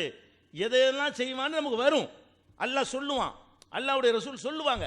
அப்படி சொன்ன விஷயத்தை நம்ம நம்ப தான் வேணும். அப்போ இறைவன் ஒரு உருவத்தில் வந்தான், ஒரு டாபிக். முந்தி பார்க்காத உருவத்தில் வந்தான், 2வது டாபிக். 2 உருவம் இருக்குது நானா சொல்கிறேன், ரசூல் சொல்லிட்டாங்க. அதுக்கு நான் சொன்னேன் இறைவன் நாடினால் என்ன வேணாலும் செய்வான். அதுக்காக வேண்டிய அல்லாஹ் ரசூல் சொல்லாத ஒன்று அல்லாஹ் தன்னை அழித்துக் கொள்வானா, நாடியதெல்லாம் செய்வான் என்றால் அப்படிலாம் கேட்கக்கூடாது. அழித்துக் கொள்வான்னு குரானில் அதிசயில் இருந்தால் அதை நம்பணும். அல்லாஹ் வந்து என்ன செய்வான், தனக்கு அசிஸ்டண்ட்டை படைச்சிக்கிறவான்னு குரான் அதிசயில் இருந்தால் அப்போ நம்பணுமே தவிர இல்லாத ஒன்று சொல்லக்கூடாது. நான் இருக்கிற ஒன்றுக்கு சொன்னதை இல்லாத ஒன்றோட சம்மந்தப்படுத்தி பேசுகிறாங்க. அடுத்ததாக வந்து இது சம்மந்தமாக இன்னும் சில ரிவாயத்துகள், சில அறிவிப்புகளை உங்க முன்னாடி வச்சுட்டா தான் இதே தொடர்பு, இந்த ஒரு செய்தி தான் நிறைய விஷயங்கள் வைக்க வேண்டி இருக்கிறது. இந்த ஒரு செய்தி தொடர்பாக என்னென்ன மாதிரி வாசகங்கள்லாம் வருதுங்கிறத நீங்கள் பாருங்கள். அப்போ எபுக்கா ஹாதிகள் உம்மத்து ஃபீஹா ஷாஃபியூஹா முனாஃபிகுஹா, முனாஃபிக்குகள் உள்பட எல்லா முஸ்லீம்கள் அங்கே தங்கி விடுவார்கள். இது வேற ஒரு ரிவாயத்து. இது வந்து புகாரியில் 7434 7434 அந்த நம்பரில் இருக்குது. என்ன இருக்குன்னு கேட்டால் இப்போ ஏத்தீஹுமுல்லாஹு, அவர்களிடத்தில் அல்லாஹ் வருவான். அல்லாஹ்வுடைய பண்பு வராது, அல்லாஹ் வருவான்.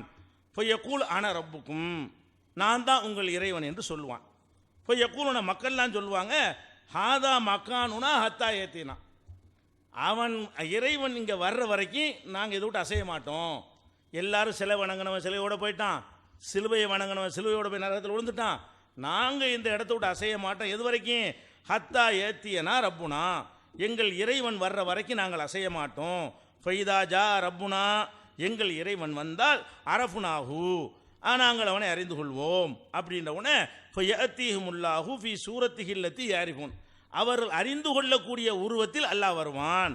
இப்போ அல்லான்னு வர நான் கேட்குறேன், இதுக்கு முன்னாடி அறிமுகம்னு தேவையில்லை. அல்லான்னு வரக்கூடிய ஒரு முன்னாடி வரக்கூடியவன் ஒரு அற்பமான ஒரு தோற்றத்தில் வந்தான்னு வைங்க, ஏன்னா நம்மளோட மோசமாக இருக்கும், இப்படி அல்லாஹ் இருப்பான் நடப்பான் இல்லையா? அப்போ இறைவன் என்று நம்புவதற்கு எந்த மாதிரி தோற்றத்தில் வரணுமோ அந்த பிரம்மாண்டத்தோட அந்த பவரோடு அல்லாஹ் வரும் பொழுது இது வந்து நிச்சயமாக இறைவனை தானே இருக்கும் அப்படின்னு மக்கள் விளங்கிடுவாங்க. அதுக்கு தான் எப்படி வருதுன்னு கேட்டால் இப்போ ஏத்தீஹுமுல்லாஹு ஃபீ சூரத்திஹில்லத்தி யாரிஃபூன், அவர்கள் அறிந்து கொள்ளக்கூடிய உருவத்தில் அல்லாஹ் வந்து இப்போ யக்கூலுன அன ரப்புக்கும், நான் உங்கள் இறைவன் என்று சொல்லுவான். இப்போ யக்கூலுன அந்த ரப்புனா, நீதான் எங்கள் இறைவன் மக்கள் ஒத்துக்கொண்டு இப்போ எத்தபி உணகு, அவனை பின்பற்றி செல்வார்கள். அல்லாஹ் தான் கூட்டிகிட்டு போய் சொர்க்கத்தில் விடுவான். நல்லா விளங்கிக்கிறங்க. அல்லாஹ் வந்து அங்கே வர்றது மட்டும் கிடையாது, எப்படி சிலைக்காரன் வந்து சிலையை வணங்கினவனை சிலை கொண்டு போய் அவன் நரகத்தில் தள்ளுமோ அதே மாதிரி அல்லாஹ் என்ன செய்வான், நம்மளை கூட்டிகிட்டு போவான். அவனை ஃபாலோ பண்ணி தான் சொர்க்கத்துக்கே போவோம். வாங்கப்பா என்னை வணங்கின ஆளுக்கெல்லாம் ஏன் பின்னாடி வாங்க என்று சொல்லி இப்போ எத்தபி உணகு, அவனை பின்தொடர்வார்கள்ங்கிற இந்த ரிவாயத்தை மனசில் வச்சுக்கிறங்க. இது புகாரி 7434வது ஹதீஸ். அதுக்கப்புறம் வந்து 6574, இதுவும் புகாரி தான். இதில் உள்ள ஹதீஸில் என்ன வருதுன்னு கேட்டால் ஓ தபுகா ஹாதிகள் உம்மத்து ஃபீஹா முனாஃபிகுஹா, முனாஃபிக்குகள் உள்பட, ஏன்னா முனாஃபிக் வெளிப்படையாக முஸ்லீம் சொல்லிட்டு இருந்தான்ல, அவனும் சேர்ந்து அங்கே நிற்பாங்க, மற்றவங்களாம் போயிடுவாங்க, அவங்கவுங்க யாரை வணங்கினாங்களோ அங்கே போயிடுவாங்க. அப்போ ஏத்தீஹுமுல்லாஹு, அல்லாஹ் அவரிடத்தில் வருவான். ஃபீ கைரி சூரத்தில்லத்தி யாரிஃபூன், அவர்கள் அறிந்து வைத்திருக்கிற தோற்றம் அல்லாமல் உருவம் அல்லாமல் வருவான். அப்போ இறைவன்னா அதுக்குண்டு ஒரு அறிந்து வைக்கிற உருவத்தில் இருக்காது. இப்போ யக்கூல் அன ரப்புக்கும், நான் தான் உங்கள் இறைவன் சொல்லுவான். இப்போ யக்கூலுன நவுது பில்லாஹி மின்க, இதை விட்டு அல்லாஹ் உன்னை விட்டு அல்லாட்ட நான் பாதுகாப்பு தேடுறேன் இறைவன் சொன்ன உடனே இறைவன் நம்புகிற மாதிரி அது தோற்றம் இருக்காது. நான் தான் இறைவன் சொன்னால் அந்த தோற்றத்தில் தெரியணும்ல, அது மாதிரி இல்லாமல் ஒரு சாதாரண அற்பமான சாமானியமான தோற்றத்தில் இருக்கும். அப்போ மக்கள் என்ன சொல்லுவாங்க, நீ இறைவன் கிடையாது, நவுது பில்லாஹி மின்க, உன்னை விட்டு அல்லாட்ட நான் பாதுகாப்பு தர்றேன், அல்லாஹ் வேற தான், நீ இல்லை. அல்லாட்ட என்ன செய்வாங்க, நீ அல்லாஹ் இல்லைன்றுவாங்களாம். அப்போ ஹாதா மக்கானுனா ஹத்தா ஏத்தியனா ரப்புனா, எங்கள் இறைவன் எங்கள்கிட்ட வர்ற வரைக்கும் நாங்கள் இங்கே தான் இருப்போம். ஃபைதா அத்தானா ரப்புனா அரஃபுனாஹு, எங்கள் இறைவன் எங்கள்கிட்ட வந்தால் அவனை நாங்கள் விளங்கி கொள்வோம். அதுக்கப்புறம் ஃபயஅத்தீஹுமுல்லாஹு ஃபி சூரத்தில்லத்தி யாரிஃபூன், அவர்கள் விளங்கி வைத்திருக்கிற வடிவத்தில் அல்லாஹ் அவங்கள்ட்ட வருவான், வந்து நான் தான் உங்கள் இறைவன்மா ஏற்றுக்கொள்வார்கள். அப்படிங்கிறது இன்னொரு அறிவிப்பில் இருக்கிறது. அப்போ இன்னொரு அறிவிப்பில் என்ன இருக்குன்னு கேட்டால் ஃபஅதாஹும் ரப்புல் ஆலமீன் ஃபி அத்னா சூரத்தின் மினல்லத்தி ரஅஹு ஃபீஹா. அவனை பார்த்தாங்கல்ல, அந்த சூரத்தை விட அதுனா கொஞ்சம் தாழ்ந்த ரூபத்தில் வருவான். இதுதான் காரணம். ஏன் தெரியல, ஒத்துக்கிறலன்னு கேட்டா முடிஞ்சோ. சரி, அறிவிப்பு செஞ்சுக்கிறீங்களா? முடியுற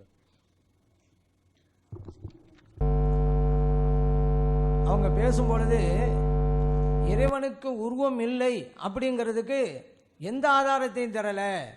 நாங்கள் தான் ஆதாரத்தை வச்சுக்கிட்டு இருக்கோம். என்ன ஆதாரத்தை வச்சாங்க? இது வரைக்கும் ஒரு ஹதீஸ் வச்சாங்க, அதுவும் முன்னுக்கு பின் முரணுங்கிறதா இல்லை காமிச்சிக்கிட்டு இருக்கோம். இல்லைங்கிறதுக்கு நாங்கள் என்ன ஆதாரம் வைக்கணும்? இருக்கிறங்கிறவங்கள ஆதாரத்தை கொண்டு வரணும். ஒரு ஆள் இந்த அரங்கத்தில் இல்லைங்கிறேன், அதுக்கு என்ன ஆதாரம் அப்படின்ட்டாக்கா அவர் இங்கே இல்லைங்கிறது தான் ஆதாரம்.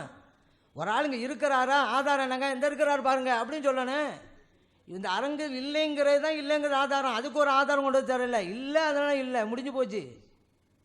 அதனால் இருக்குதுங்கிறவங்க ஆதாரம் தரணும். ஒரு ஹதீஸை கொண்டு வந்து எவ்வளோ முரண்பாடுங்க நம்ம கேட்டோமே, கேட்டதுக்கெல்லாம் சமாளிக்கிறது தான் பதில் அவரே தவிர அந்த ஹதீஸுக்கு விளக்கமாக வரல. இப்போ ஒரு சாக்குன்னு தானே வந்துச்சு, ஒரு காலுண்டு இறம் ஒரு கால் உள்ளவனா அப்படின்னு கேட்டால் ஒரு கால் வந்திருக்கு அப்படி மட்டும் வச்சுக்கிறோங்க, எத்தனை காலுங்கிறதெல்லாம் நமக்கு தெரியலை. அப்போ இறைவனுடைய உருவகத்தை முழுமையாக புரிய முடியாமல் இருக்கிறாங்க. உருவம் இருக்குது, அது எப்படிங்கிறத அறகுறையாக விளங்கி வச்சுருக்காங்கன்னு தெரியுது. அப்போ ஒவ்வொரு ஆளும் அவங்களுடைய அறகுறை விளக்கத்தை தகுந்தவாறு ஒரு உருவத்தை உண்டாக்கிடுவாங்க. அப்படி ஒரு சூழ்நிலை தான் அந்த காலத்துலேருந்து வந்துச்சு. இன்னொன்று, சூரத்துக்கு நாங்கள் என்ன விளக்கம் கொடுத்தோம்? நாங்கள் அர்த்தம் தானே செஞ்சுக்கிட்டு இருக்கோம் அப்படிங்கிறாங்க. அர்த்தம் என்ன? சூரத்தில் என்ன அர்த்தம்? உருவம். அதோட முடிஞ்சு போச்சா? அட விளக்கத்துக்காக தானே இந்த அர்த்தமே கொடுக்குறீங்க. இறைவனுக்கு உருவம் உண்டு அப்படிங்கிறதுக்காக தானே சூரத்துக்கு உருவம்னு அர்த்தம் வைக்கிறீங்க. நாங்கள் விளக்கத்துக்கும் வரல, அர்த்தம் தான் வச்சிடும். அப்போ சூரத் உருவம் அதோட சப்ஜெக்ட் முடிஞ்சா? அதனால் இறைவனுக்கு உருவம் உண்டுங்கிறத சொல்கிறீங்களா இல்லையா? அதான் நான் சொல்கிறேன். நீங்கள் விளக்கம் தப்பாக விடுங்க. ஒரு வார்த்தைக்கு என்ன அர்த்தங்கிறதுக்காக இங்கே நம்ம கூடி இருக்கிறோம். இறைவனுக்கு உருவம் உண்டா இல்லையா அதை பேசுங்க கூடி இருக்கிறோம். உருவம் உண்டுன்னு சொல்கிறதுக்கு தான் சூரத்துக்கு அர்த்தம் வைக்கிறீங்க. உங்கள் விளக்கத்துக்காக தான் அர்த்தம் வைக்கிறீங்க. வெறும் டிக்ஷனரி அர்த்தத்துக்கு அங்கே வந்திருக்கிறோம். அது நாங்கள் அர்த்தம் தானே சொன்னோம், விளக்கம் சொல்லலையா சொல்கிறது. அந்த அர்த்தத்துக்கு உங்கள் விளக்கத்துக்காக தான் சொல்ல வர்றீங்க. இப்போ நம்ம என்ன சொன்னோம்னு சொன்னால், நபிகள் நாயகம் ஸல்லல்லாஹு அலைஹி வஸல்லம் அவர்கள் சொன்னார்கள், சூரத்துன்னு சொன்னாங்க. நீங்கள் சொல்ல அர்த்தம் இல்லை, நாங்கள் சொல்ல அர்த்தம் தான்.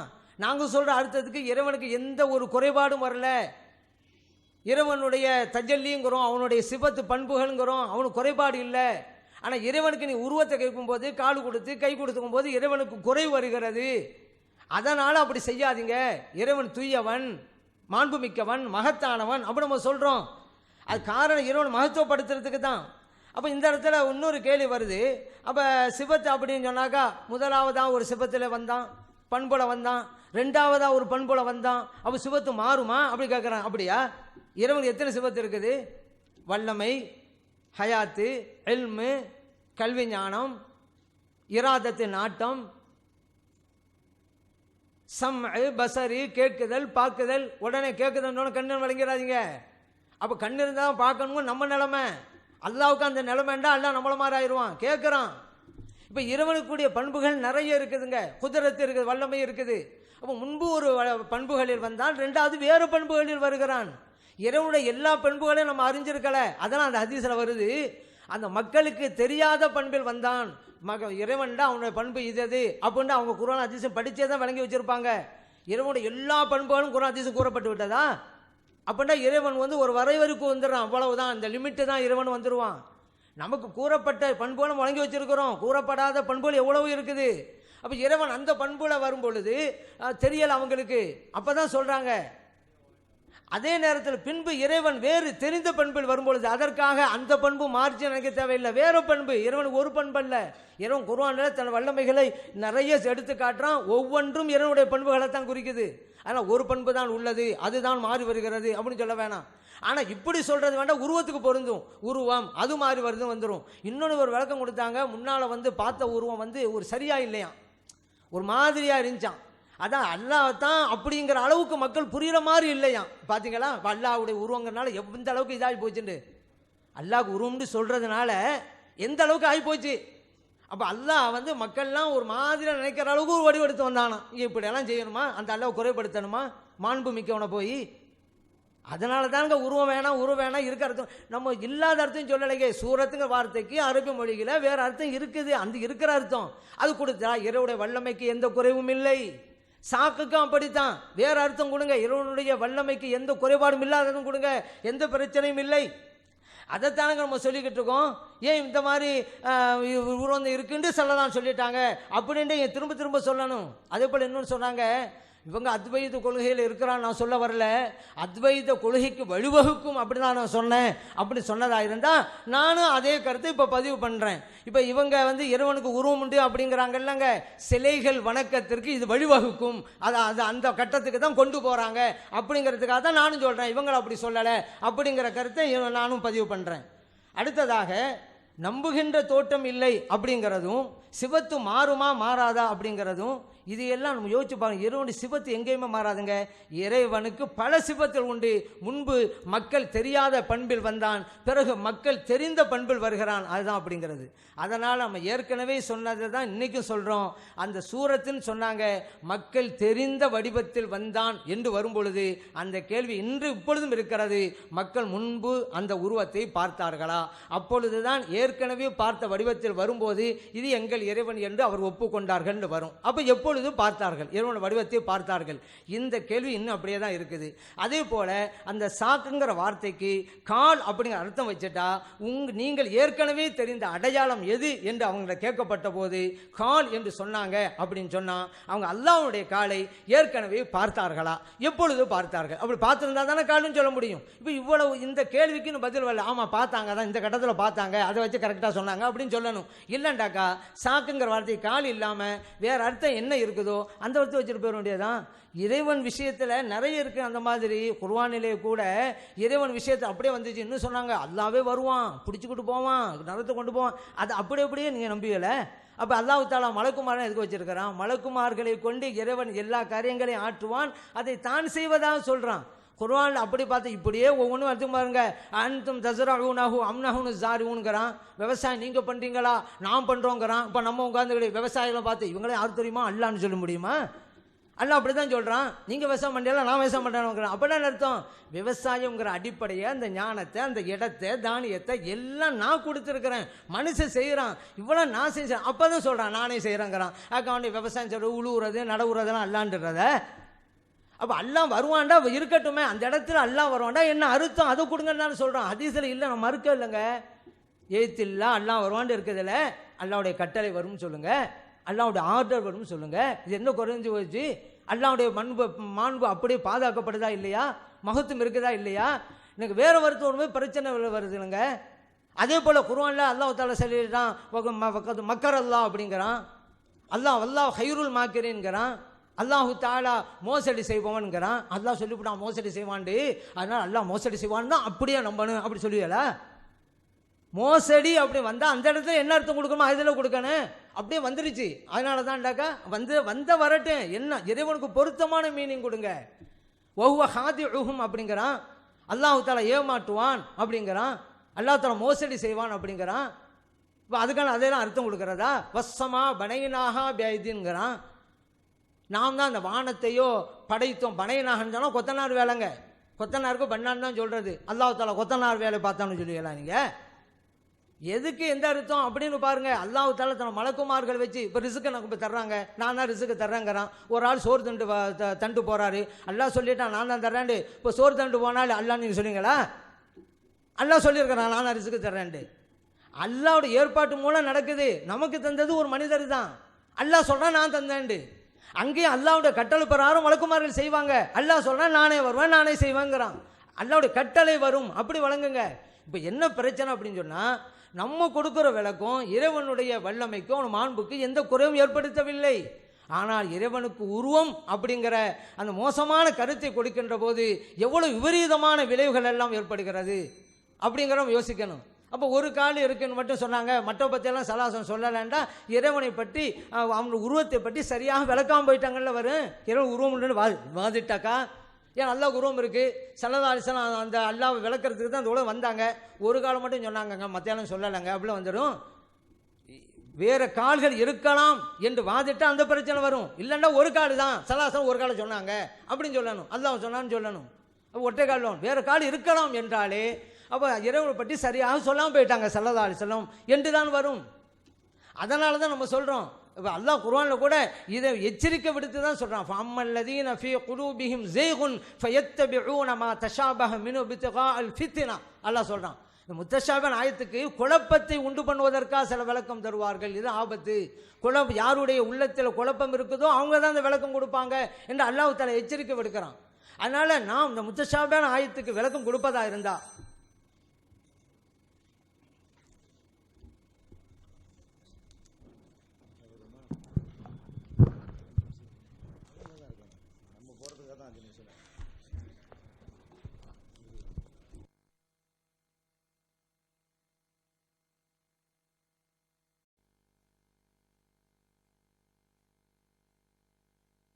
அன்புடைய சகோதரர்களே, இன்னும் ஒரு நிமிடம் தான் இருக்குது விவாதம் அடுத்த அமர்வு ஆரம்பிக்கிறதுக்கு. இன்ஷா அல்லாஹ் முதல் அமர்வில் நீங்கள் அமைதியை பாதுகாத்தது போல் இன்ஷா அல்லாஹ் இரண்டாவது அமர்விலையும் மூன்றாவது அமர்வுகளில் வரக்கூடிய எல்லா அமர்வுகளிலும் அமைதியாக இருந்து சிறப்பிக்குமாறு அன்போடு கேட்டுக்கொள்ளப்படுகிறேன். தயவு செஞ்சு இரண்டு தரப்பாளருக்கும் ஒரு அறிவிப்பு. சிரிப்பு கொஞ்சம் கட்டுப்படுத்திங்க. சிரிப்புக்கு சிரிக்க வேண்டாம். பேசும்போது சிரிக்கிறது அது இது தவிர்த்துக்குங்க. எல்லாத்துடைய மொபைல் ஃபோன் கண்டிப்பாக சைலன்ஸில் போட்டுருங்க, சுவிட்ச் ஆஃப் பண்ணிடுங்க. பின்ன ரெண்டாவது விஷயம், அடுத்த தடவை அமர்வுக்கு டைமிங் இங்கே இருக்கிற வாட்ச் தான் டைமிங். சரிங்களா? ஓகே. அஸ்ஸலாமு அலைக்கும் வரஹ்மத்துல்லாஹி வபரகாத்துஹு. அன்பிற்குரிய சகோதரர்களே, ஷேக் அப்துல்லா அவர்கள் கடைசி முதல் அமருடைய கடைசி வாய்ப்பில் சில வாதங்களை எடுத்து வைத்திருக்கிறார்கள். அதில் ஒரு வாதம் என்னன்னு சொன்னால், இறைவனுக்கு உருவம் இல்லைன்னு நாங்கள் சொல்கிறோம், நீங்கள் இருக்குதுங்கிறீங்க. இல்லைங்கிற ஆள் தான் ஆதாரம் காட்டணும், இருக்குதுங்கிற ஆள் தான் ஆதாரம் காட்டணும். இல்லைங்கிற ஆள் ஆதாரம் காட்ட வேண்டியது இல்லை அப்படின்னு ஒரு வாதத்தை வச்சாங்க. அது உண்மையாக இருந்தால் எடுத்த எடுப்பில் அதை அவங்க சொல்லியிருக்கணும். சில ஆதாரங்களை வச்சாங்க. லைசக மிதிலிஹி ஷைஉன் இல்லைங்கிறதுக்கு உரிய ஆதாரங்களாம் வச்சு அது ஒன்றும் இல்லாமல் போன உடனே இல்லைங்கிறவங்க ஆதாரம் காட்ட தேவையில்லை அப்படின்ட்டு ஒரு படி இறங்கி இப்போ பேசுகிறாங்க. அது உங்களுடைய கவனத்திற்கு. இதை முதல்ல சொல்லியிருக்கலாம் எடுத்தெடுப்புலையே. ஆதாரம் நாங்கள் காட்ட வேண்டிய இல்லையே, நாங்கள் இல்லைன்னு சொல்கிறோம், இருக்கிற ஆளுக்கு தான் காட்டணும்னு சும்மா இருந்திருக்கணும். ஆதாரம்னு சிலதை வச்சாங்க. அது ஆதாரத்துக்கு ஏற்புடையதாக இல்லைன்னு சொன்ன உடனே இப்போ என்ன செய்கிறாங்க, இல்லைங்கிறதுக்கு நாங்கள் எப்படி காட்டுறதுங்கிறாங்க. அதை நீங்கள் கவனத்தில் வச்சுக்கிறங்க. அதுபோக இல்லைங்கிறதுக்கும் ஆதாரம் காட்டணும். ஒரு மனிதர், இப்ராஹிம்னு ஒரு மனிதர், இவருக்கு அறிவு இல்லைன்னு நான் சொல்கிறேன். என்னன்னு கேட்டால் ஆதாரம் இல்லைங்கிறது நான் என்ன ஆதாரம் காட்டுவேன்? இருக்குங்கிற ஆள் காட்டுன்னு சொல்ல முடியுமா? ஒரு ஆளுக்கு அறிவு இல்லைன்னு நான் சொன்னேன், நான் தானே ஆதாரம் காட்டினேன். இவருக்கு ஒழுக்கம் இல்லைங்கிற, முஸ்தபாவுக்கு ஒழுக்கம் இல்லை, என்னப்பா ஆதாரம்? இல்லைன்னு தான் நான் சொல்கிறேன். ஒழுக்கம் இருக்குன்னு நான் சொன்னேன், ஒழுக்கம் இல்லைன்னு தான் நான் சொன்னேன், நான் ஏன் ஆதாரம் காட்டுன்னு சொல்ல முடியுமா? இப்படின்னா யாரை பற்றி வேணாலும் என்ன வேணாலும் சொல்லிட்டு போயிடலாம். அவனுக்கு ஒழுக்கம் இல்லை, ஒரு பொம்பளையை பார்த்து கற்பு இல்லைங்கணும், என்ன ஆதாரம்? என்ன ஆதாரம்? நான் எதுக்கு ஆதாரம் காட்டணும்? நான் கற்பு இல்லைன்னு தானே சொல்கிறேன், கற்பு இருக்குன்னு நான் சொன்னேன், இருக்குங்கிற ஆள் ஆதாரம் காட்ட சொல்ல முடியுமா? இதை ஒரு வாதமாக வைக்கிறாங்க. விவாதத்துக்குன்னு வந்துட்டு அது மார்க்க விஷயத்தில் இருக்குன்றாலும் ஆதாரம் காட்டணும், இல்லைன்றாலும் ஆதாரம் காட்டணும். அதனால இல்லைன்னு அப்போ என்ன இதில் முடிவாயிடுச்சுன்னா, ஆதாரம் என்னிடத்தில் இல்லைன்னு ஒத்துக்கொண்டார். அதாவது இருக்குங்கிறதுக்கு நம்மள்ட்ட ஆதாரம் கேட்க தான் இப்போ வந்திருக்காங்களே தவிர இல்லைங்கிறதுக்கு எங்கள்கிட்ட ஆதாரம் கிடையாது, இல்லைன்னு சொல்கிறவங்க ஆதாரம் வைக்க வேண்டிய தேவையில்லை அப்படின்ட்டாங்க. அதுபோக இல்லைன்னு இருக்கிறத இல்லைன்னு சொன்னால் ஆதாரம் காட்டணுமா இல்லையா? என் பக்கத்தில் அப்பாஸ் உட்கார்ந்துருக்காரு, நான் சொல்கிறேன், அதை போய் நீங்கள் இல்லைங்கிறீங்க, அப்போ ஆதாரம் காட்டணும்ல. இருக்கிறாரு நான் காட்டுறேனே, இருக்கிறான்னு காட்டுறதை போய் இல்லைன்னு சொன்னால் ஆதாரம் காட்டணுமா இல்லையா? அப்போ இல்லைங்கிற அல்லாவுக்கு உருவம் இருக்குங்கிற நான் காட்டுறேன், ஆதாரங்களை எடுத்து வைக்கிறேன், அதை மறுத்துட்டு என்ன செய்கிறீங்க? கிடையாதுங்கிறீங்க. இது ஒரு வாதமா? அப்போ என்ன உங்களுக்கு விளங்குதுன்னா, அந்த உருவம் இருக்குது உருவம் இல்லைன்னு ஒரு கருத்து சொல்கிறாங்க பாருங்க.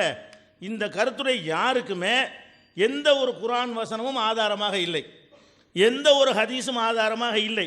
இதை ஒப்புக்கொள்ளாமல் இருந்தவர்கள் இப்போ முதல்ல ஒப்புக்கொண்டிருக்கிறார்கள், எங்கள் இடத்துல ஆதாரம் இல்லை, இருக்குங்கிற ஆளுக்கு நிரூபிங்க, நாங்கள் கேட்டுக்கிட்டு இருக்கிறோம் அப்படின்னு வந்து விட்டார்கள். அல்ஹம்துலில்லாஹ், ஒருபடி வந்து விட்டது.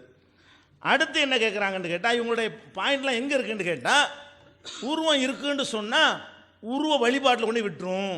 இவங்களா உருவம் இருக்குன்னு சொன்னால் எங்கே கொண்டு விட்டுருமா? ஏன் வழிபாட்டில் விடுது? உருவம் இருக்குது அது எப்படி தெரியாதுன்னு சொன்னால் என் வழிபாட்டில் கொண்டு விடுது? நாங்கள் உருவம் இருக்குன்னு தான் சொல்கிறோம், உருவத்தை வழிபட்டுட்டா இருக்கிறோம். அப்போ உருவம் இருக்குண்டா மட்டும் வழிபாட்டில் விடாது, உருவம் இருக்கிறது, அது எப்படி என்று நமக்கு தெரியாது, மறுமையில் தான் தெரியும். இப்போ ஏன் உருவ வழிபாடு ஒழுங்காக வழங்கினா வருது? ஒழுங்காக விளங்கி கொண்டோமையான உருவ வழிபாடு வருமா? அவங்களுடைய பேசிக்கலாக என்ன? உருவம் இருக்குன்னு நம்ம சொல்லி, அல்லாவுக்கு இல்லாத பயம் அவங்களுக்கு வருது மார்க்கத்தை பற்றி. அல்லாவுடைய ரசூலுக்கு இல்லாத பயம் வருது. அல்லாவுடைய ரசூல் இருக்குன்ட்டு போயிட்டாங்க, நம்மளும் இருக்குன்ட்டு போனோம்னா ஒன்றும் ஆகாது. அதை வந்து இவங்களாம் என்ன செய்கிறாங்க, கற்பனையில் ஒன்று உண்டாக்கி கொண்டு ஆதாரம் இல்லாமல் உருவம் இருக்குன்னு சொன்னால் அது ஏற்பட்டுரும், இது ஏற்பட்டுரும், அதெல்லாம் அது அல்லாஹ் கவலைப்பட்டுக்கிடுவான். அல்லாஹ்வுடைய மார்க்கத்துக்கு அல்லாஹ் பொறுப்பாளன். நம்ம கவலைப்பட்டுக்கிட்டு அல்லாஹ்வுக்கு தெரியாததை நம்ம போய் அல்லாஹ்வுக்கு சொல்லிக் கொடுக்கக்கூடாது. குல்லா தஅல்லிமூன அல்லாஹ பீதீனிக்கும், உங்களுடைய தீனை வந்து நீங்கள் அல்லாஹ்வுக்கு சொல்லிக் கொடுக்குறீங்களா அப்படின்னு அல்லாஹ் கேட்குறான். அதனால வந்து அது ஏற்பட்டுரும் இது ஏற்பட்டுரும்லாம் நீங்கள் சொன்னால் அது ஒரு வாதம் கிடையாது. இன்னும் சொல்ல போனால், உருவம் இருக்குன்னு சொன்னால் உருவ வழிபாடு வந்துருங்கிறீங்கல்ல, உருவம் இல்லைன்னு சொன்னாலும் டேஞ்சர்கள்லாம் நிறைய வரும். இன்றைக்கி வந்து மனுஷன்லாம் தானே கடவுள்னு சொல்லிட்டு சாமியாருக்குள்ளே கடவுள் வந்துட்டார், கடவுள் மேடாரு, நான் தான் கடவுள்னு சொல்கிறாங்களே, அதுக்கெல்லாம் என்ன காரணம்? உருவம் இல்லைங்கிறது தான் காரணம். உருவம் இருக்குங்கிறத ஒழுங்காக புரிஞ்சாலே விளைவு ஏற்படுமோ. உருவம் இல்லைன்னு நீங்கள் சொன்னீங்கன்னா என்ன செய்கிறான்? இறைவன் ஒரு காற்று சக்தி மாதிரி எனக்குள்ளே வந்து விட்டான், உனக்குள்ளே வந்து விட்டான், அவனுக்குள்ளே வந்து விட்டான்னு சொல்லி மனுஷனே நீ கடவுளாக திரியிறானுல. அதுக்கெல்லாம் பேசிக்க என்ன? கடவுளை உருவம் இல்லைன்னு விளங்கி வச்சு விட்டான். அதனால என்ன பண்ணியாச்சு, யாருக்குள்ளேயும் அவர் நுழைஞ்சிக்கிடுவார். அப்போ உருவம் இல்லைன்ற ஒரு கான்செப்ட்லையும் என்ன வரும்? வழிகேடு வரும். ஒழுங்காக புரிந்து கொள்வதெல்லாம் விஷயம் இருக்கே தவிர உருவம் இருக்கணும்னு வழிகேடு வந்துடும், உருவம் இருக்கணும்னு இணைகற்பித்தல் வந்துடும்.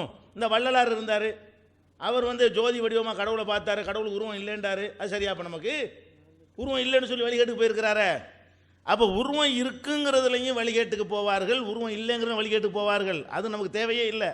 நமக்கு அல்லாஹ்வும் ரசூல் என்ன சொன்னார்களோ அதை சொல்ல வேண்டும். அதை சரியான முறையில் சொன்னால் கண்டிப்பாக என்ன செய்யாது, அது வழிகேட்டில் கொண்டு போவாது என்பதை புரிந்து கொள்ள வேண்டும். அடுத்து என்னன்னு கேட்டால், அல்லாஹ்வுக்கு உருவன்ட்டாங்க, காலுன்ட்டாங்க, எத்தனை காலுன்னு சொல்லலை. அப்போ ரசூலை தெளிவுபடுத்தாமல் போய்விட்டார்களா? அடுத்த கேள்வி என்னது? நம்ம எடுத்து வச்ச ஹதீஸில் இருந்து ஒரு கேள்வி கேட்குறாங்க. என்ன கேள்வி? அப்போ ரசூல் ஸல்லல்லாஹு அலைஹி வஸல்லம் வந்து அல்லாஹ் உருவம் இருக்குன்னு சொல்லிவிட்டு அதை தெளிவுபடுத்தாமல் போய்விட்டார்களா அப்படின்னு கேட்குறாங்க. அப்படி கேட்டார்களே, ஆனால் அதே கேள்வியை அவங்க செஞ்ச அர்த்த பிரகாரம் நாம் அதில் கேட்க முடியும். என்ன கேட்க முடியும்? அவரே சொன்னார். ஷேக் அப்துல்லாவை என்ன சொன்னார்னு கேட்டால், அதாவது சூரத்துக்கு பண்புன்னு அர்த்தம் கொடுக்கணும். பண்புன்னு அர்த்தம் கொடுத்தா என்ன? அவர் சொல்லியிருக்கிறாரு, சில பண்புகளை அல்லாஹ் நமக்கு சொல்லியிருக்கிறான், சில பண்புகளை நமக்கு சொல்லாமல் இருக்கிறான். அப்போ அவர் சொல்லாத பண்பில் இறைவன் வருவான் அப்படின்னு அர்த்தம் செய்யணுங்கிறார். அப்போ நான் கேட்குறேன், அப்போ பண்பை ரசூல்லா விளக்காமல் போயிட்டாங்களா, உருவத்தை ரசூல்லா விளக்காமல் போயிட்டாங்களான்னு கேட்டீங்கள? உங்கள் வாதப்படியே சொல்லாத பண்பு இருக்குதே. இறைவன் எல்லா பண்பையும் நமக்கு சொல்லித்தரலையே, ரசூல் ஸல்லல்லாஹு அலைஹி வஸல்லம் எல்லா பண்பையும் சொல்லித்தரலையே. சொல்லாத பண்புகளும் தானே இருக்கிறது. உருவம்னு அர்த்தம் வச்சா அந்த டேஞ்சர் வரும்னு தானே பண்புக்கு போனியே. பண்புன்னு வச்சாலும் வருதே. இப்போ பண்புன்னு அர்த்தம் வச்சாலும் அப்போ ரசூல்லா சொல்லாத பண்பு இருக்குன்னா அப்போ ரசூல்லா என்ன செய்யலை, அல்லாவே விளக்குறேன்டாமோ. நீங்கள் எந்த அர்த்தம் எதுக்காக வேண்டி தப்பான அர்த்தம் கொடுத்தீங்களோ அந்த தப்பான அர்த்தத்திலையும் நீங்கள் கேட்ட கேள்வி உங்களை நோக்கி திரும்புகிறது. அப்போ மிஸ்டேக் வழங்குதாங்கன்னு அதனால் அதுவும் தப்பாக போய்விட்டது. அடுத்து என்ன, இன்னொன்று என்ன சொன்னாங்கன்னு கேட்டால், அல்லாஹ் விவசாயம் செய்கிறான்னு வருது, அல்லாஹ் விவசாயம் செய்கிறான்னு அர்த்தமா, இப்படியான சில இலக்கியமாக சொல்லக்கூடிய சொற்களை வைத்து கொண்டு சொல்கிறாங்க. இதுதான் இந்த அறியாமைக்கு அடிப்படையான காரணங்க. எல்லா சொற்களுமே மனிதன் பேசக்கூடிய எந்த சொல்லாக இருந்தாலும், அல்லாஹ்வுடைய சொல்லாக இருந்தாலும், ரசூலுடைய சொல்லாக இருந்தாலும், ஒரு 90% சொற்கள் வந்து 95% சொற்கள் வந்து அதனுடைய நேரடி அர்த்தத்தில் பயன்படுத்தப்படும். ஒரு 5% சொற்கள் வந்து வேற ஒரு அர்த்தத்தில் என்ன செய்யப்படும், பயன்படுத்தப்படும். அந்த சில இடங்களில் அந்த இடத்த பார்த்து நமக்கு தெரியும், அந்த இடத்துல வந்து வேறு அர்த்தம் கொடுத்துக்குருவோம். இப்போ அல்லாஹ் விவசாயம் செய்யல நமக்கு நல்லா தெரிகிறது. நீங்கள் விவசாயம் செய்கிறீர்களே, நீங்கள் செய்கிறீர்களா, நாம் செய்கிறோமா அப்படின்னா என்ன அர்த்தம்? அதுக்குரிய நாலேஜை நம்ம தந்திருக்கோம்னு வச்சுக்கிடலாம். அல்லது முளைக்க செய்கிறது நாம்னு அர்த்தத்தை வச்சுக்கிடலாம். ஏன்? அல்லாஹ் வந்து கலப்பையை பிடிச்சி இங்கே வந்து விவசாயம் செய்யலைன்னு கண்ணு முன்னாடி தெரிகிறதுனால அந்த அர்த்தத்தை மாற்றுறோம். அந்த அர்த்தத்தை மாற்றுறதுனால எல்லா இடத்துலையும் மாற்றிட முடியுமா? ஒரு விவசாயி கலப்பையை பிடிச்சி விவசாயம் பண்ணிட்டு இருக்கிறாரு, அது நான் சொல்கிறேன், இந்த விவசாயி கலப்பையை பிடிச்சி விவசாயம் செய்கிறார், அதெல்லாம் கிடையாது அப்படி சொல்ல முடியுமா? விவசாயம் செய்கிறாருன்னு விவசாயம் செய்கிறதுன்னு அர்த்தம். ஒரு ஆள் கையை நீட்டினாருங்கிறேன், கைக்கு பல அர்த்தம் இருக்குது. நேரடி அர்த்தம் தான் நீங்கள் முதல் கொடுக்கணும். நேரடி அர்த்தம் கொடுக்க முடியாமல் போனால்தான் வேறு அர்த்தத்தை நோக்கி திரும்பணும். அது விளங்காமல் என்ன செய்கிறாங்கன்னு கேட்டால், எல்லா இடத்துக்கும் நான் முகம்டா இல்லை அந்த அர்த்தம் தான் செய்வேன், முகம்டா முகம்னு அர்த்தம் செய்யவே மாட்டேன், கையின்னா கையின் அர்த்தம் செய்யவே மாட்டேன் அப்படின்னா என்ன நியாயமாகும்? ஷேக் அப்துல்லா கையால் இது எடுத்து தந்தார்னு சொன்னால் கையால்லாம் தரல, சக்தியால் தந்தார் தான் சொல்லணும். சொல்ல முடியுமா? நேரடி அர்த்தம் செய்கிற இடம் அதிகம் இருக்கிறது, நேரடி அர்த்தம் செய்யணும். இந்த ஹதீஸை பொறுத்த வரைக்கும் நேரடி அர்த்தம் தான் செய்ய வேண்டும். ஏன்? உருவம் இல்லைங்கிறதுக்கு உங்கள்ட்ட ஆதாரம் கிடையாது, முதல் பாயிண்ட்டு. ரெண்டாவது, பண்பை பார்க்க முடியுமா? பண்புன்னு நீங்கள் அர்த்தம் கொடுத்தீங்கன்னா பண்பை மட்டும் எப்படி தனியாக பார்க்கிறது? ஒரு பண்பில் வந்தான், அந்த பண்பில் பார்த்தார்கள், அப்புறம் வேற ஒரு பண்பில் வந்தான்னா பண்பு மட்டும் இப்படி தனித்து பார்ப்பது? மனிதனுடைய கண்ணை கொண்டு பண்பை தனியாக பார்க்க இயலுமா? அப்போ சூரத்து என்பதோட பார்த்தார்கள் என்பதும் சேர்ந்து மிக்ஸ் ஆகும் பொழுது அங்கே என்னத்தை வைக்க வேண்டியிருக்கு? உருவம்னு தான் அர்த்தம் வைக்க வேண்டியிருக்குது. பார்த்தார்கள்னு வருதுல்ல. அப்போ உங்கள் அர்த்தப்படி பார்த்தா என்னது? ஒரு பண்பில் வந்தான், பண்பில் எப்படி வருவான்? பண்பில் வந்து அவர்கள் எப்படி பார்த்தார்கள்? இவர் அறிந்திருக்காத வேற ஒரு பண்பில் அப்புறமேல் வந்தான்னா அது எப்படி பண்பில் மட்டும் தனியாக வர்றது? நம்மளோட மிக்ஸ் பண்ணுறான். நம்ம பார்ப்பதோடு எல்லாம் சேர்த்து அதை சொல்லும் பொழுது அது என்ன அர்த்தம் தான் கொடுக்கணும்? உருவங்கிற அர்த்தம் தான் கொடுக்கணுமே தவிர அதை விட வேற ஒரு அர்த்தம் கொடுக்கவே முடியாது. அடுத்து என்ன கேட்குறாங்க? அல்லாஹ்வுடைய காலு தான் அத்தாட்சிந்தாங்களே, காலை பார்த்தார்களே ஏற்கனவே அப்படின்னு கேட்குறாங்க. பார்த்துருக்க வேண்டிய அவசியமே கிடையாது. அதை சரியான முறையில் விளங்கி கொள்ள வேண்டும். இதுக்கு உதாரணமாக சொல்வதாக இருந்தால், மறுமை நாளில் நம்மளை பற்றி எல்லாம் சொல்லும் பொழுது முந்தைய சமுதாயத்திற்கு நீங்கள் சாட்சி சொல்வீர்கள் அப்படின்னு அல்லாஹ் நமக்கு சொல்லி காட்டுறான். அப்போ நூஹ் நபி அவர்கள் அவங்க மார்க்கத்தைலாம் எடுத்து சொன்னாங்க இல்லையா? அவங்க மார்க்கத்தை எடுத்து சொல்லும்போது உனக்கு யார் சாட்சி சொல்வான்னு எல்லாம் கேட்பான்.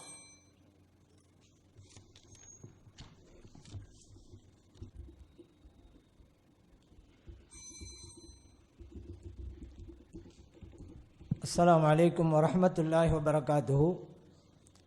கண்ணியத்திற்குரிய வலமா பெருமக்களே, அன்பார்ந்த பெரியவர்களே,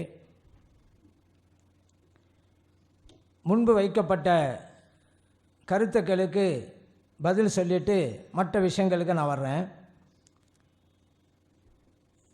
ஒரு மனிதனுடைய முகம் அப்படின்னு சொல்லும் பொழுது முகத்தை மட்டும் குறிக்காது, அவனுடைய உடம்பே சேர்த்து எல்லாத்தையும் தான் எடுக்கும் அப்படின்னு உதாரணம் காட்டினால, அப்போ ஒரு மனிதனுடைய உடம்பை தானே எல்லாம் சேர்த்து எடுக்குது, அப்போ இறைவனுக்கும் உருவம் இருக்குது அப்படின்லாம் வந்துடுது அப்படின்னாங்க. அது எப்படி ஆகும்? ஒரு உதாரணத்துக்கு ஒன்று சொன்னாக்கா எல்லாமா? அப்துல் காரு சிங்க மாதிரின்னு சொன்னாக்கா சிங்கத்தில் இருக்கிற 4 காலு வாலி எல்லாம் இருக்குன்ற அர்த்தமா?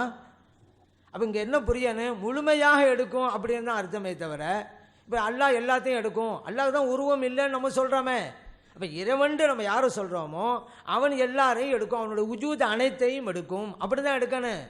உருவம்னு சொல்லியெல்லாம் எல்லாரும் எடுக்காது. இப்போ ஒரு மனிதனையும் சொல்கிறோம், ஒரு முகம் சொல்லும் பொழுது அந்த மனிதனே எடுக்குங்கிறோம். அந்த மனிதனுக்கு 2 கை இல்லைன்னு வச்சுக்கிறோங்க, அவனை எடுக்க தான் செய்யும்.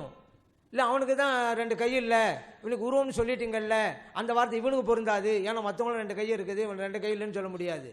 முழுமையாக எடுக்குங்கிறதுக்காக சொல்லப்பட்ட வார்த்தை தான் தவிர மனிதனுக்கு உருவம் இருக்குதுங்கிறதுனால இறைவனுக்கு உருவம் இருக்குதுன்னு சொல்லப்பட்டதல்ல. நீங்கள் முகம்னு மட்டும் ஆட தேவையில்லை, ஒரு மனிதனையும் நாடுற மாதிரி இங்கே இறைவனையும் நம்ம நாடிடலாம். அப்பதுக்காக கொடுக்கப்பட்ட விளக்கம் தான். அதே போல் உருவத்தை நபிகள் ஸல்லல்லாஹு அலைஹி வஸல்லம் அவர்கள் அழித்தொழிக்க வேண்டும் என்பதற்காகவே பாடுபட்டார்கள் அப்படிங்கிற கருத்தை நம்ம வச்சோம். அப்போ அந்த முஷ்ரிக்குகளெல்லாம் சிலைகளை வணங்கினார்கள் என்பதாக மட்டும் ஸல்லல்லாஹு அலைஹி வஸல்லம் அவங்கள கண்டிக்கலை, அல்லாஹ் அல்லாதவற்றை வணங்கினார்கள். அதனால தான் சரி, சிலைகள் அல்லாஹ் அல்லாததா இல்லையா? அல்லாஹ் அல்லாதது தானே. அதே நிலைமையை தான் இப்போ நம்மளும் சொல்கிறோம்.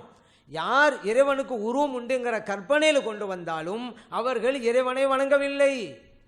சிலைகளை வடித்தவர்கள் வெளியில இருக்கிற உருவத்தை வணங்குகிறார்கள், கற்பனையிலே இறைவனை வைத்திருக்கக்கூடியவர்கள், உருவமாக வைத்திருக்கக்கூடியவர்கள் கற்பனையில் உள்ள உருவத்தை வணங்குகிறார்கள். எத்தனை ஆண்டு காலம் அவங்க வணங்கினாலும் அல்லாஹ் வணங்கலை அப்படிங்கிறதான் உண்மை. இது என்ன வெளியில இருக்குது, அது அவங்களுடைய உள்ளத்தில் இருக்கு, சிந்தனையில் இருக்கு, அதான் வித்தியாசம். உருவம் இருக்குது. சரி, அந்த அல்லாஹ் அல்லாத வணங்கினாங்க, அதனால தான் உருவங்க மேற்றே அல்ல அப்படின்னு சொன்னாக்கா, அப்போ ஃபத்தஹ மக்கா வெற்றின் போது காபாவில் இருக்கக்கூடிய சிலைகளை எல்லாம் வெளியே கொண்டு வந்து தட்டினாங்க, தேவையில்லையே, எல்லாம் தான் போய் முஸ்லீம்களாக மாறிட்டாங்களே, அப்போ விட்டுருக்க வேண்டியதானே. அல்லாஹ் அல்லாத வணங்கினதான் மேற்று. எதை வணங்கினாங்க? அல்லாஹ் வணங்கினாங்கல்ல, எதை? அந்த சிலைகள் வணங்கினாங்க, அதை தான் அடிச்சாங்க. இறைவனுக்கு உருவம் உண்டுன்னு வந்தாலும் அல்லாஹ் அல்லாத தான் வணங்கிட்டு இருப்பாங்க, அல்லாஹ் வணங்கவே மாட்டாங்க. அதனால தான் இறைவனுக்கு உருவம் இல்லை அவனை கருத்தை நம்ம வைக்கிறோம். இன்னொன்று அப்படி என்னன்னு கேட்டால், இப்போ ஒன்று இருக்கிறது அப்படிங்கிறதுக்கு மட்டும் ஆதாரம் இல்லை அப்படின்னு சொன்னால் அதுக்கும் ஆதாரம் தரணும் அப்படின்னாங்க. நம்ம ஏற்கனவே லேசக்கும் இதில் செய்யணும் முடிச்சு விட்டோம். நேரடியான ஸல்லல்லாஹு சொல்லியிருக்கிறார்களா, அது அல்லாஹ் சொல்லியிருக்கிறானா எனக்கு உருவம் இல்லை அப்படின்னு நேரடியான ஆதாரம் வேணும் நீங்கள் கேட்டனால அப்படி நம்ம சொன்னோம். அதுக்குரிய உருவம் எற்றவன் அப்படிங்கிற ஆதாரம் லேசக்கும் இதில் செய்யும் தான். இப்பொழுதும் இறைவனை போல எதுவும் இல்லை, அதனால உருவம் இல்லை. வலம் யகுல்லஹு குஃபுவன் அஹத், அதுவும் ஆதாரம் தான். இறைவனுக்கு நேராக எதுவும் இல்லை, இறைவனுக்கு உருவம் இல்லை. இல்லை உருவம் இருக்குன்னு சொன்னாக்கா இந்த வசனங்கள்லாம் குர்ஆன்ல இருக்கிறதுல அர்த்தம் இல்லாமல் போயிடும். உருவம் இல்லைங்கிறது நேரடியான ஆதாரம். எனக்கு உருவம் இல்லைன்னு அல்லாஹ் சொன்னானா அப்படின்னு அது போன்ற ஒரு கேள்விக்கு பதிலாக தான் சொல்லப்பட்டதே தவிர அதுக்காக வேண்டி இந்த வசனங்கள்லாம் ஆதாரம் இல்லை அப்போ நாங்களும் ஒப்புக்கொண்டோம் அப்படிங்கிற அர்த்தம் அல்ல. சில பேர் சில கட்டங்களில் இருக்கிறதுக்கு ஆதாரம் கேட்போம், சில பேர் சில கட்டங்களில் இல்லைங்கிறது ஆதாரம் கேட்போம். அது இடத்தை பொறுத்தது. இப்போ ஒரு ஆள் என்னுடைய காரு வந்து காணா போச்சுன்னு போலீஸ் ஸ்டேஷனில் ரிப்போர்ட் கொடுக்குறாரு. அப்போ அந்த நேரத்தில் உன் காரு இதுங்கிறது என்னப்பா ஆதாரம்? அவ கொடுத்தா ஆகணும். இல்லாட்டி ரோட்டில் போகிறது இதான் என் காருன்னு சொன்னாக்கா அப்போ என் காருங்கிறது ஆதாரம் கொடுக்கணும். ஒரு ஆள் சொல்கிறான் இந்த ஒரு ரோடு போகுது, இது வந்து என் கார் இல்லை, ஒரு ரோடு போய்கிட்டே இருக்குது, இது என் கார் இல்லை, உடனே எதில் ஆதாரம் உனக்கு அப்படின்னு கேட்க மாட்டோம். எந்த நேரத்தில் எது ஆதாரங்கிறது தான். அதே போல் இந்த அறிவு இல்லை அதுக்கு என்ன ஆதாரம் அப்படின்லாம் கேட்டாங்க. அதுவும் இடத்த பொறுத்து தாங்க.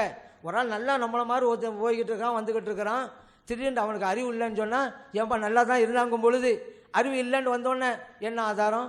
ஏன் அவன் நல்லாவும் நம்ம பார்த்துருக்குறோம், அப்போ ஆதாரம் கேட்போம்.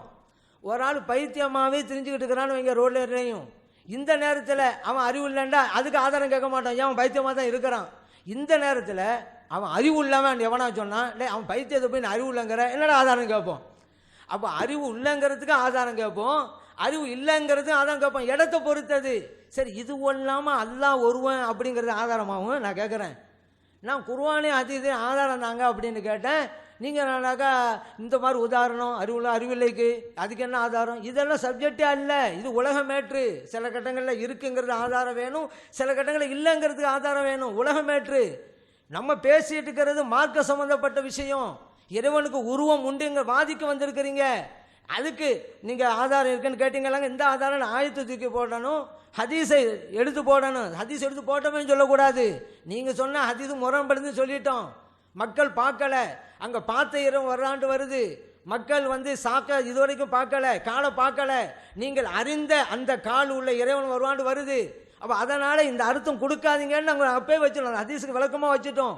அதனால் இறைவனுக்கு உருவம் உண்டுங்கிறதுக்கு இதுவரைக்கும் குர்ஆன் ஹதீஸிலிருந்து நீங்கள் ஆதாரம் தரலை அப்படிங்கிறது தான் உண்மை. இப்போ அதனால் இறைவனுக்கு உருவம் இல்லைன்னு சொன்னால் அதனால தான் சாமியார்கள்லாம் வந்து விட்டாங்க அப்படின்னு வார்த்தையை சொன்னாங்க. இறைவனுக்கு உருவம் உண்டுன்னு சொன்னதுனால தான் வந்தாங்க. இப்போது சாய்பாபா மாதிரி உள்ளவங்க சொல்கிறாங்க நானே கடவுள்ண்டு, இறைவனுக்கு உருவம்னு வழங்குறவன் என்ன நினைக்கிறான்? இறைவனுக்கு உருவம் இருக்குது, இவரும் உருவத்தில் தானே இருக்கிறாரு நம்பிடுறான். இறைவனுக்கு உருவம் இல்லைன்னு சொன்ன வச்சுக்கிறோங்க.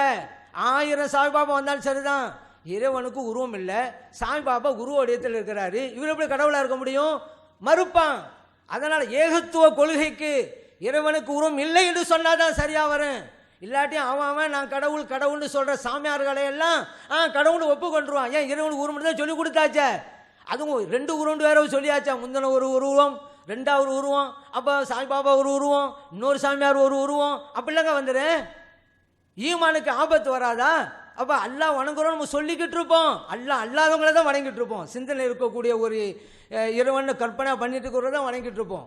அதனால தான் சொல்கிறோம். அதனால் சாய்பாபா போன்றவர்கள் எல்லாம் உருவாகாமல் இருக்க வேண்டும் என்றால் கடவுளுக்கு உருவம் இல்லைன்னு சொல்லுங்கள். எந்த மனிதன் நான் கடவுள் சொல்லவே முடியாது. அப்படி சொன்னாங்க பொய்ன்னு வந்துடும். அதையும் நீங்கள் நினச்சி பார்க்கணும். அதே போல் வடலூர் ராமலிங்க அடிகளார் வந்து இறைவனுக்கு உருவம் இல்லைன்னு சொன்னார், அதனால் சத்தியத்தில் இருக்கிறார் ஆயிருமா? ஒரு கருத்து சொன்னால் மட்டுமில்ல, எத்தனை பேரை நபிகளாருடைய வாழ்க்கையை புகழ்ந்து பேசுகிறாங்க, அதனால் அவங்க முஸ்லீம் ஆயிட முடியுமா? இறைவனுக்கு உருவம் இல்லைங்கிற சப்ஜெக்ட் கரெக்டு, குர்ஆன் அவர் ஏற்றுக்கொள்ளலையே, நபியலாம் ஸல்லல்லாஹு அவங்களை இறை தூதரை ஏற்றுக்கொள்ளலையே. ஆனால் குர்ஆனையும் நபியலாம் ஸல்லல்லாஹு அவங்களை ஏற்றுக்கொண்டவர்கள் இப்போ வாதம் பண்ணிக்கிட்டு இருக்கோம். அப்போ ராமலடியார் உருவம் இல்லைன்றாரு, அது சரியான்னு கேட்கலாமா? குர்ஆனை நம்ம நம்பி இருக்கிறோம், ஹதீஸை ஏற்றுக்கொண்டு இருக்கிறோம். இறைவனுக்கு உருவம் இருக்குன்னு சொன்னால் அந்த 2லையும் தரணும். அவர் சொன்னார், இவர் சொன்னார், அதெல்லாம் ஆதாரம் ஆகாது. அது நம்ம ஏற்றுக்கொண்டவர்கள் கூட நல்ல கருத்தை சொல்லலாம், குர்ஆன் நல்ல வேதம் என்று ஒரு ஹிந்து மதத்தில் கூட சகோதரர் சொல்லலாம். அதனால தப்புன்னு சொல்லிட மாட்டோம். அது குர்ஆன் நல்லவன் தான் சொல்லியிருக்கிறாரு, அதனால் அவர் முஸ்லீம்னு சொல்ல மாட்டோம். ஏன் முஸ்லீம்னு சொன்னாக்கா மறுமை நாளி, இறைவன், குர்ஆன் அது எல்லாம் ஒப்புக்கொள்ளணும். அதனால் அவரையெல்லாம் இங்கே கொண்டு வர்றது அர்த்தமே இல்லை. இன்னொன்று, இப்போ ஒரு கேள்வி வச்சாங்க, இப்போ உடம்பை ஸல்லல்லாஹு அலைஹி வஸல்லம் தெளிவாக சொல்லி காட்டாமல் போயிட்டாங்களா? அப்போ குறை வச்சுட்டு போயிட்டாங்களா? அப்போ நீங்கள் சிவத்து பண்புண்டு வச்சாலும் அப்படி தானே வருது. அப்போ மக்கள் அறிந்த பண்பு அறியாத பண்புன்னு தான் வருது. உண்மைதான். வமா கதருல்லாஹ ஹக்க கதரிஹி, இறைவனுடைய எல்லா பண்பையும் எல்லாரும் அறிஞ்சிட முடியுமாங்க? நான் கேட்குறேன். இறைவன் இப்படிப்பட்டவன் தான், அவனுடைய ஆற்றல் வல்லமையெல்லாம் இப்படி தான், இந்த அளவு தான் வரையறையா? வரையறை அறுத்துட்டாலே அவன் கடவுளாக இருக்க தகுதி இல்லாமல் போயிட்டானே. அப்போ எப்படி அவன் கடவுளாக இருக்க முடியும்? நம்முடைய சிந்தனைக்கு அப்பாற்பட்டவன். ஆனால் என்ன சொல்லப்படுதோ அதை விளங்குவோம். ஸல்லல்லாஹு அலைஹி வஸல்லம் அவர்கள் அல்லாஹ்வை பற்றி நம்ம எந்த அளவுக்கு விளங்க முடியுமோ அந்த அளவுக்கு சொல்லிட்டு போயிருக்கிறாங்க, விளங்கி வச்சிருக்கிறோம். ஒமா ஊத்தீத்தும் மினல் இல்மி இல்லா கலீலா, உங்களுக்கு கொடுக்கப்பட்ட ஞானம் கம்மி தான். அப்போ அதனால் ஃபஸ்ட்டு இருந்த பண்பு வரும்போது நம்ம இந்த உலகத்தில் குர்ஆனில் ஹதீஸில் தெரியாத பண்பு. ஆனால் அடுத்து இறைவன் தன்னுடைய பண்பின் மூலம் வெளிப்படுகின்ற போது நாம் குர்ஆன் ஹதீஸிலும் தெரிந்த பண்பு. இப்போ பாருங்கள், நீங்கள் தெரிந்தது கரெக்டாக வருது, எந்த ஒரு முரணும் கிடையாது. அப்போ சிவாத்துக்களை எல்லாத்தையும் அறிஞ்சு ஆகணுங்கிற கிடையாதுங்க. அந்த அளவுக்கு எந்த மனிதனும் கிடையாது. அல்லாஹ் பற்றி முழுமையாக யாரும் செய்ய முடியாது. லா துத்ரிகுல் அப்சார் வஹுவ யுத்ரிகுல் அப்சார். அங்கே இத்ராக் என்றாலே கல்வி ஞானம். எந்த ஒரு பார்வையும் இறைவனையும் முழுமையாக அறிந்து கொள்ள முடியாது. ஏன்னா அல்லாஹ் சொல்லிட்டான், தெரிந்த வரைக்கும் நம்ம தெய்வோம், அதுதான் உண்மை. அதனால் இதை வைத்து கொண்டெல்லாம் நம்ம சொல்ல முடியாது. இன்னொன்று அர்த்தம்னு சொன்னால், நேரடியான அர்த்தம் ஒரு விஷயத்தை ஒப்புக்கொண்டாங்க. இப்போது நேரடியான அர்த்தம் உள்ள இடங்களும் இருக்குதுங்க. சில கட்டங்களில் நேரடியான அர்த்தம் கொடுக்கக்கூடாது, வேறு அர்த்தம் தான் கொடுக்கணும். ஒப்புக்கொண்டாங்க, இதைத்தான் நாங்கள் எதிர்பார்த்தது சொல்லிட்டீங்கல்ல. இந்த இடத்துல அப்படி தான் நேரடி அர்த்தம் கொடுக்காதீங்க. அல்லாஹ்வுடைய வல்லமைக்கு அது முரணாகுது, அல்லாஹ்வுடைய சிறப்பு அது குறைக்குது. அதனால் பொருத்தமான அர்த்தம் கொடுங்க.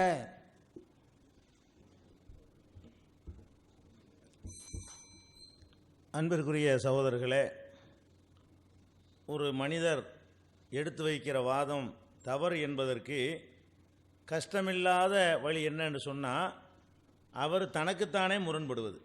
அது பளிச்சுன்னு தெரிஞ்சு போயிடும். இப்போ யார் இல்லைன்னு சொல்கிறாங்களோ அவங்க ஆதாரம் வைக்க வேண்டியதில்லை நானாக சொன்னேன். இதுக்கு முந்தின அமர்வில் அவர் தான் சொன்னார். இப்போ என்ன செய்கிறாரு, சிலதுக்கு வைக்கவும் வேணும், சிலது வைக்கவும் வேணும், நான் என்ன சொல்லணும் அதையே சொல்கிறார். அப்போ முதல்ல ஒரு சாப்பிட்றதுக்கு முந்தி வேறு மாதிரி சொன்னார், இப்போ சாப்பாட்டுக்கு அப்புறம் உட்கார அமர்வில் இப்படி சொல்கிறான்னு மக்களுக்கு விளங்காதா? இது நம்ம நான் எடுத்து வச்ச மாதிரி சொல்கிறேன். அவர் தான் சொன்னார், இல்லைங்கிற நான் ஆதாரம் காட்டணும் அப்படின்றார். அதே மாதிரி எதை ஒரு கேள்வி கேட்டு பதில் சொல்ல முடியாமல் நிற்கிறோமோ அது ரெண்டாவது தரம் எடுத்து வச்சாண்டு வைங்க பதில் சொல்லாமல், அதுவும் பாத்திலுக்கு ஆதாரம். இப்போ அவனை போல் எதுவும் இல்லை, இந்த ஆயத்து ஆதாரம்னு சொன்னார். ஒலைச கமிசிலிகி செய்வுன்னு சொன்னார். ஒலம் எக்குள்ளஹு குஃபுவன் அகதுன்றார், அவனுக்கு நிகராக யாரும் இல்லைன்னு. இதை வச்சு என்ன வாதம் வச்சாங்க, இறைவனுக்கு உருவம் இருக்குன்னு சொன்னால் அவனை போல எதுவும் இல்லைன்றதுக்கு மாற்றமாக போயிடும். உருவம் இல்லைன்னு சொன்னால் அப்படி வராதுன்றார்.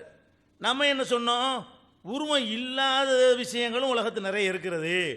அதன்படி பார்த்தீங்கன்னா அவனை போல எதுவும் இல்லைன்னு சொன்னால் உருவம் இல்லாதவைகளுக்கு நீங்கள் ஒப்பானது ஆயிருமே, இது எப்படி வைக்கிறீங்கன்னு கேட்டோம். இதை ஆன்சர் பண்ணிவிட்டு மரம் எடுத்து வைக்கணும்.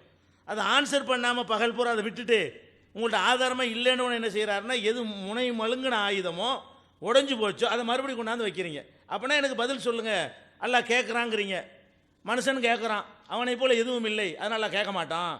அல்லாஹ் பார்க்குறாங்கிறீங்க, அவனை போல் எதுவும் இல்லை அதனால் அல்லாஹ் பார்க்க மாட்டான். அதில் மறுத்துருமா? அப்போ அவனை போல் எதுவும் இல்லைன்னு நீங்கள் புரிஞ்சுக்கிற மாதிரி புரிஞ்சுக்கிட்டீர்களே, ஆனால் அல்லாஹ்வுக்கு பண்பும் இல்லை ஒன்றுமே இல்லைன்னு ஆயிரும், அல்லாவே இல்லைன்னு ஆயிரும். அப்போ அவனை போல் எதுவும் இல்லைன்னு இதாக அர்த்தம். அவனுக்கு பார்வை இருக்கிற நம்ம பார்வை போல இல்லை, அதே மாதிரி உருவம் இருக்குது நம்ம உருவம் போல இல்லை, முடிஞ்சு வச்சுக்காத. எதனுடைய உருவம் போலவும் இல்லை. அப்படி வச்சோம்னா அவனை போல எதுவும் இல்லைங்கிற வசனத்துக்கு மாற்றமாக வருமா? அப்போ இவ்வளவு நேரம் தனக்கு தானே மறுப்பு சொல்கிறார். மத்தியானம் அவர் என்ன சொல்லி கொண்டிருந்தாரோ அதை மறுத்து பேசுவதற்கு அவர் இவ்வளோ நேரம் எடுத்துக்கொண்டதை நீங்கள் பார்த்தீர்கள். அடுத்து என்ன நம்ம கேட்குறோம்னு கேட்டால், அதாவது அந்த ஹதீஸ்க்கு திருப்பி வருவோம். ஏன்னா ஒரு ஹதீஸை வைத்து நிறுவிட்டு தான் அடுத்ததுக்கு போகணும். அப்போ அல்லாஹ் அந்த மக்கள்லாம் காத்திருக்கும் பொழுது அல்லாஹ் அந்த மக்கள்கிட்ட வருகிறான், ஒரு உருவத்தில் வருகிறான். இப்போ நீங்கள் சிந்திச்சு பார்க்கணும், ஒரு பண்பில் வருகிறான்னு சொன்னால் இதுக்கு லாஜிக் இருக்கா? மனிதர்கள்ட்ட ஒரு பண்பில் வர்றானா, பண்பில் வர்றது எப்படி பார்க்குறது? ஏற்கனவே வந்த பண்பு இருக்குதே, அது அல்லாத வேற ஒரு பண்பில் வந்தான்னு சொன்னால் பண்பில் வர இயலுமா? அப்படி வந்தால் கூட மனுஷனுடைய கண்ணுக்கு அந்த பண்பில் வர்றதை பார்க்க இயலுமா? மனுஷன்ட்ட கூட பண்பை காட்டுறான், அந்த ஆளை காட்டி தான் பண்பை காட்ட இயலுமே தவிர பண்பை தனித்து காட்ட இயலுமா? பார்த்தார்கள் சேர்ந்து வருதே, அதுதான் டாபிக். அதனால் அந்த பண்பு கண்பெல்லாம் எடுபடாதுன்னு சொன்னால் அதுக்கு ஆன்சரே இல்லை. என்ன கேட்குறாங்க, அவன் காலை திறந்து காட்டுவான் இருக்கிறது, அப்போ ஏற்கனவே காலை பார்த்துருக்கிறார்களா அப்படின்னு ஒரு கேள்வி கேட்டாங்க. அதுவும் ஆய்வு குறைவுனால் வரக்கூடிய ஒரு கேள்வி தான். ஏனென்று கேட்டால் அல்லாஹ் குர்ஆனில் சொல்கிறான், நம்ம உம்மத்தை முஹம்மதியாவை பற்றி சொல்லும் பொழுது லி தக்கூனு சுஹதா அலன் நாஸ், நீங்கள் எல்லாம் மக்களுக்கு சாட்சி சொல்லுவீங்க, மறுமை நாளில் சாட்சி சொல்லுவீங்கன்னு நல்லா சொல்கிறான். அப்போ ஒவ்வொரு நபியையும் பார்த்து அல்லாஹ் கேட்பான், நீங்கள் எல்லாம் மக்களுக்கு எடுத்து சொன்னீர்களா? அந்த உம்மத்தெல்லாம் சொல்லுவாங்க அவங்க எடுத்து சொல்லலைன்னு. உடனே அல்லாஹ் என்ன கேட்பான், நீங்கள் எடுத்து சொன்னதா சொல்கிறீங்க, உங்களுக்கு யார் சாட்சி? உடனே அந்த நபிமார்கள்லாம் சொல்லுவாங்க, உம்மத்தை முகமதியா சாட்சியாக இருக்கிறாங்க, முகமதுடைய உம்மத்தை வந்து சாட்சி சொல்லுவாங்க. உடனே அல்லாஹ் நம்மள்கிட்ட கேட்பான், ஆமாம் அந்த நபிமார்கள் கரெக்டாக தான் எடுத்து சொன்னார்கள் அப்படின்னு நம்ம சொல்லுவோம். அப்போ அல்லாஹ் கேட்பான், உனக்கு எப்படி தெரியும் அந்த நபிமார்கள் அந்த மக்களுக்கு எடுத்து சொன்னாங்கன்னு? நீ அந்த காலத்தில் வாழ்ந்தியா? உனக்கு எப்படி தெரியும்? நீ தான் குர்ஆனில் சொல்லியிருக்கிறீல, உன் தூரத்தை தான் சொல்லியிருக்கிறாங்கல்ல நபிமார்கள்லாம் ஒழுங்காக எடுத்து சொன்னாங்கன்னு, அதை நம்பி நாங்கள் சாட்சி சொன்னோம் அப்படிங்கிறாங்க. அதே மாதிரி தான் இந்த கெண்டை கால் வந்து திறக்கப்படும் என்று குர்ஆனில் இருக்கிறது. குர்ஆனில் இருக்கிறதை முஃமின்கள் அறிந்து வைத்திருக்க வேண்டும், அறிந்து வைத்திருக்கிறார்கள். அதன் அடிப்படையில் தான் குர்ஆனில் நமக்கு அல்லாஹ் சொல்லித்தந்தானே கால் திறக்கப்படும் தானே, அதையே ஆதாரமாக காட்டுவோம் அப்படின்னு சொன்ன உடனே அல்லாஹ் திறந்து காட்டுறான். பார்த்ததான் திரும்பி பார்க்கணுன்ற அவசியம் கிடையாது, கேள்விப்பட்டதையும் கூட என்ன செய்யலாம், ஆதாரமாக எடுத்துக்கொள்ளலாம். இவங்க கேள்விப்பட்டிருக்கிறாங்க, குர்ஆனை ஓதி இருக்கிறாங்க, யௌம யுக்ஷஃபு அன் சாக்கின்கிற வசனத்தை படித்திருக்கிறார்கள். அப்போ அந்த நாளில் வந்து கால் திறக்கப்படும் ஒன்று இருக்கிறது, அதான் பெரிய அத்தாட்சி என்று அறிந்து வைத்திருக்கிறத கேட்டால் பத்தாதா? காலை பார்த்துருக்கணுமா? ஏற்கனவே துன்யாவில் ஒன்று பார்க்கலான்னு ஆயிடுச்சே, உங்கள் இறைவனை நீங்கள் மரணிக்க முன்னாலும் பார்க்க முடியாதுன்னு ஆயிடுச்சே, எப்படி பார்த்துருப்பாங்க? அப்போ நமக்கு அந்த ஆயத்தை வைத்து வழங்கி கொண்டார்களே ஆனால், இந்த ஹதீஸை அடிப்படையாக வைத்து வழங்கி கொண்டார்களே ஆனால் இது ஒரு குழப்பமாக தெரியாது. இதுக்கு அடுத்து இன்னொரு ஆயத்தையும் போட்டுருவோம். அதாவது சரி, இதை வந்து ஒரு ஆதாரம் தெளிவாக்கிட்டோம், இல்லைன்னு சொல்லிட்டு இருக்கட்டும், நம்ம மக்களுக்கு தானே பேசுகிறோம். தெளிவாக தெரிந்த உண்மை என்ன செய்கிறாங்க, அவங்க மறுக்கிறாங்க. அவங்கள வியாக்கியானம் கொடுத்து கொண்டு அல்லாஹ்வும் ரசூலும் எப்படி அல்லாஹ்வை பற்றி சொன்னார்களோ அதை மனமுரண்டாக மறுத்து கொண்டிருக்கிறார்கள். அவர் விருப்பமில்லை, அவருக்கு பிடிக்கவில்லை, அவர் சின்ன வயசில் சொல்லிக் கொடுத்து விட்டார்கள், அது உட்கார்ந்து இருக்குது. ஆனால் மறுமையில் அதெல்லாம் நிற்காது. அல்லாஹ்வை பயந்து கொள்ள வேண்டும். அடுத்ததாக நம்ம சொல்லுகிறோம், தஜ்ஜாலை பற்றி நம்ம எல்லாரும் கேள்விப்பட்டிருக்கிறோம். எதை பற்றி கேள்விப்பட்டிருக்கோம்? நபிகள் நாயகம் ஸல்லல்லாஹு அலைஹி வஸல்லம் சொல்லி கேள்விப்பட்டிருக்கிறோம். அவங்க என்ன சொல்கிறாங்கன்னு கேட்டால், தஜ்ஜாலை பற்றி நான் உங்களுக்கு எச்சரிக்கிறேன், மற்ற நபிமார்கள் எல்லாம் செய்யாத ஒரு எச்சரிக்கையை நான் உங்களுக்கு செய்கிறேன் அப்படின்னு சொல்லிட்டு, தஅலமூன அன்னஹு அஅவரு, அவன் வந்து ஒரு கண் ஊனமுள்ளவன். தஜ்ஜால்ங்கிறவன் வந்து நொல்ல கண்ணன்பாங்கல்ல, ஒரு கண் ஊனமுள்ளவனாக இருப்பான். ஆனால் அன்னல்லாஹ லைஸ பிஅவர், உங்களுடைய இறைவன் வந்து ஒரு கண் ஊனமுள்ளவன் இல்லை. எதுக்கு இதை சொல்கிறாங்கன்னு கேட்டால், தஜ்ஜால்ங்கிறவன் தன்னை அல்லான்னு சொல்லுவான், நான் தான் இறைவன் என்று அவன் வாதிடுவான். இறைவன் வாதிடுவதற்கு தகுந்த மாதிரி அவன்கிட்ட ஒரு சொர்க்கம் இருக்கும், அவன்கிட்ட நரகம் இருக்கும். சொர்க்கம்னு சிலதை காட்டுவான், நரகம்னு சிலதை காட்டுவான், செத்தவனை உயிராக்கி கூட காட்டுவான், பல அதிசயங்களை நிகழ்த்தி காட்டிவிட்டு என்ன செய்வான், நான் தான் இறைவன் சொல்லுவான். அப்போ நான் தான் இறைவன் சொல்லும்போது ரசூலுல்லாஹ் எச்சரிக்கிறாங்க, அதை நம்பிடாதீங்க. ஏன்? அவன் மூஞ்சில் பாருங்க ஒரு கண்ணு தான் இருக்கு. உங்கள் இறைவன் வந்து ஒரு கண் ஊனமானவன் இல்லை, ஒரு கண் ஊனத்தோடு வந்துக்கிட்ட இறைவன் சொன்னால் நீங்கள் நம்பாதீங்க அப்படின்னு சொல்லி நபிகள் நாயகம் ஸல்லல்லாஹு அலைஹி வஸல்லம் சொன்னதாக புகாரியில் 3057, 8407, 7127, 7123, 6175, 4402, 3439 ஆகிய எண்கள் எல்லாம் இந்த தஜ்ஜாலை பற்றி ரசூல் ஸல்லல்லாஹு அலைஹி வஸல்லம் எச்சரிக்கை பண்ணுறாங்க. அதே மாதிரி நபி ஸல்லல்லாஹு அலைஹி வஸல்லம் சொல்லுகிறார்கள், ஹுமா ஹஃபியா அலைக்கும் மின் ஷானிஹி, அவனை பற்றிய செய்தி உங்களுக்கு தெரியாது அல்ல, ஃபலைஸ யஹ்ஃபா அலைக்கும், உங்களுக்கு மேலும் தெரியாது கிடையாது, அன்ன ரப்பக்கும் லைஸ அலாமா யஹ்ஃபா அலைக்கும், உங்கள் இறைவன் உங்களுக்கு தெரியாதவன் இல்லை, இன்ன ரப்பக்கும் லைஸ பிஅவர், அவனை பார்த்து ரப்புன்னு நினைச்சிடாதீங்க, உங்கள் ரப்பு வந்து ஒத்த கண்ணம் கிடையாது, உங்கள் இறைவன் ஒரு கண் உள்ளவன் கிடையாதுங்கிறாங்க. அப்போ இறைவனுக்கு உருவம்னே ஒன்று இல்லைன்னு சொன்னால் தஜ்ஜால் வருவான், இறைவன்பான், உருவத்தோடு வர்றான்ல, அதனால மறுத்துருங்கன்னு சொல்லலை. உருவத்தோடு வர்றதே பத்தாதா? ஒருத்தன் உருவத்தோடு வந்துட்டு நான் தான் அல்லாங்கிறான், அதுக்கு என்ன மறுப்பு சொல்லணும்? நீ உருவத்தோடு இருக்கிறடா, ரப்புக்கு எதிராக உருவம் போடா நாயன்னு இருக்கலாமே. ஆனால் ரசூலுல்லாஹ் எப்படி தர்றாங்க? உருவத்தோடு வருவான், நான் தான் ரப்பும்பா, ஆனால் அவனுக்கு ஒரு கண்ணு டேமேஜாக இருக்கும், உங்கள் இறைவனுக்கு ஒரு கண்ணு டேமேஜ் ஆனவன் கிடையாது அப்படின்னு ரசூல் ஸல்லல்லாஹு அலைஹி வஸல்லம் என்ன செய்கிறாங்க, அது ஒரு அடையாளமாக எடுத்து காட்டுகிறார்கள். இதுவும் புகாரில் 4403வது ஹதீஸில் இருக்கிறது. இன்னொரு அடையாளம் சொல்கிறாங்க, 2 அடையாளம். இன்னொன்று என்னன்னு கேட்டால், நீங்கள் இறைவன்பா மௌத்தாவர் வரைக்கும் இறைவனை பார்க்கல, 2வது அடையாளம் அதையும் சொல்கிறாங்க. தஅல்லமு அறிந்து கொள்ளுங்கள், அன்னஹு லன்யரா அஹதும் மின்கும் ரப்பஹு அஸ்ஸ வஜல்ல ஹத்தா யமூத், மரணிக்கிற வரைக்கும் உங்களில் யார் இறைவனை பார்க்க முடியாது. இந்த தஜ்ஜாலுடைய ஃபித்னாவில் மாட்டிக்கிற கூடாங்கிறதுக்காக வேண்டி ரசூல் ஸல்லல்லாஹு அலைஹி வஸல்லம் 2 அடையாளத்தை மக்களுக்கு சொல்கிறாங்க. ஒன்று, இறைவனை மௌத்தா போன பிறகு தான் பார்க்க முடியும், அதை ஞாபகத்தில் வச்சுக்கிறங்க. அப்பவும் உருவத்துக்குள்ளே அடக்கிறாங்க, பார்க்க முடியும்னால அர்த்தம் உருவத்தில் கொண்டாந்து அடக்கி போடுறாங்க.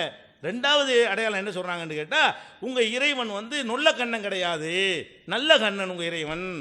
நுள்ள கண்ணாக இருப்பான் இவன், நுள்ள கண்ணு உள்ளவன் என்ன செய்ய முடியாது, இறைவனாக இருக்க முடியாது என்று சொல்லி தஜ்ஜாலை பற்றி ரசூல் ஸல்லல்லாஹு அலைஹி வஸல்லம் எச்சரிக்கிறாங்க. அப்போ ஜாமிஉல் கலிமாக, அதாவது எதையும் வற்றுக்கமாக சுருக்கத்தை தெளிவாக பேசக்கூடிய ரசூல் ஸல்லல்லாஹு அலைஹி வஸல்லம் அவர்கள் அந்த சஹாபாக்களுக்கு இந்த அடையாளத்தை சொல்லணுமா? இது ஒரு அடையாளமா? உருவமே இல்லைன்னு இதெல்லாம் தேவையாங்க? உருவமே தஜ்ஜாலுக்கு அல்லாஹ்வுக்கு உருவமே இல்லைன்னு வைங்க, தஜ்ஜாலை பார்த்து எவன் அல்லான்னு நினைப்பான்? உருவம் தான் இல்லை, அதே போதுமா நமக்கு? அடே நீ கண்ணு முன்னாடி நிற்கிற, நீ எப்படா இறைவனாக இருப்பேன்னு சொல்லிட்டு போயிடுவோமே. அப்போ ரசூல் ஸல்லல்லாஹு என்ன பண்ணுறாங்கன்னு கேட்டால், அவன் கண்ணே காட்டும், அவன் அல்லாஹ் இல்லைன்னு காட்டும். ஒரு கண்ணு டேமேஜாக இருக்குல்ல, அதுவே அல்லாஹ் இல்லைன்னு காட்டிடும். அல்லாஹ்வுக்கு டேமேஜான கண்ணு கிடையாது அப்படின்னு ரசூல் ஸல்லல்லாஹு அலைஹி வஸல்லம் எச்சரிப்பது எதை உங்களுக்கு காட்டுகிறது? ஏன் எச்சரிக்கணும் தஜ்ஜாலை பற்றி? உருவம் இல்லைன்னு விளங்கியிருந்தால் அந்த எச்சரிக்கை தேவையே இல்லையே. தஜ்ஜால்கிட்ட நம்ம ஏமாறவே மாட்டோமே, உருவத்தோடு வர்றான், அல்லாஹ் உருவம் இல்லை போடான்னு போயிடுவோமே. அப்போ ரசூல் ஸல்லல்லாஹு அலைஹி வஸல்லம் இறைவன் என்று தன்னை சொல்லி பெரிய பெரிய அற்புதங்களை எல்லாம் சொல்லி உங்களை வந்து வழிகெடுப்பான். நீங்கள் அந்த வழிகேட்டில் விழுந்து விடாமல் இருப்பதாக இருந்தால் இறைவனை பற்றி இப்படி புரிஞ்சுக்கிறங்க, இறைவனுக்கு கண்ணு நல்லா இருக்கும், இந்த கெட்ட கண்ணு இருக்காது. இதுக்கு மேலே என்ன ஆதாரம் வேணும்? அப்போ இந்த ஹதீஸிலிருந்து நம்ம என்ன விளங்கிக் கொள்கிறோம்? அதுபோல் அவன்கிட்ட வந்து லசிஃபன்ன தஜ்ஜாலை பற்றி நான் வர்ணனை செய்கிறேன். சிஃபத்தன் லம் யசிஃபுஹா மன்கான கபலி, எனக்கு முந்தி உள்ளவர்கள் வர்ணிக்காத ஒரு வர்ணனையை உங்களுக்கு நான் சொல்லி காட்டுகிறேன். மற்றவங்களாம் இதை சொல்லாமல் போயிட்டாங்க. இந்த அவருங்கிறத, இந்த அவர் மேற்ற வந்து மற்ற நபிமார்கள் சொல்லாமல் போயிட்டாங்க. ரசூல்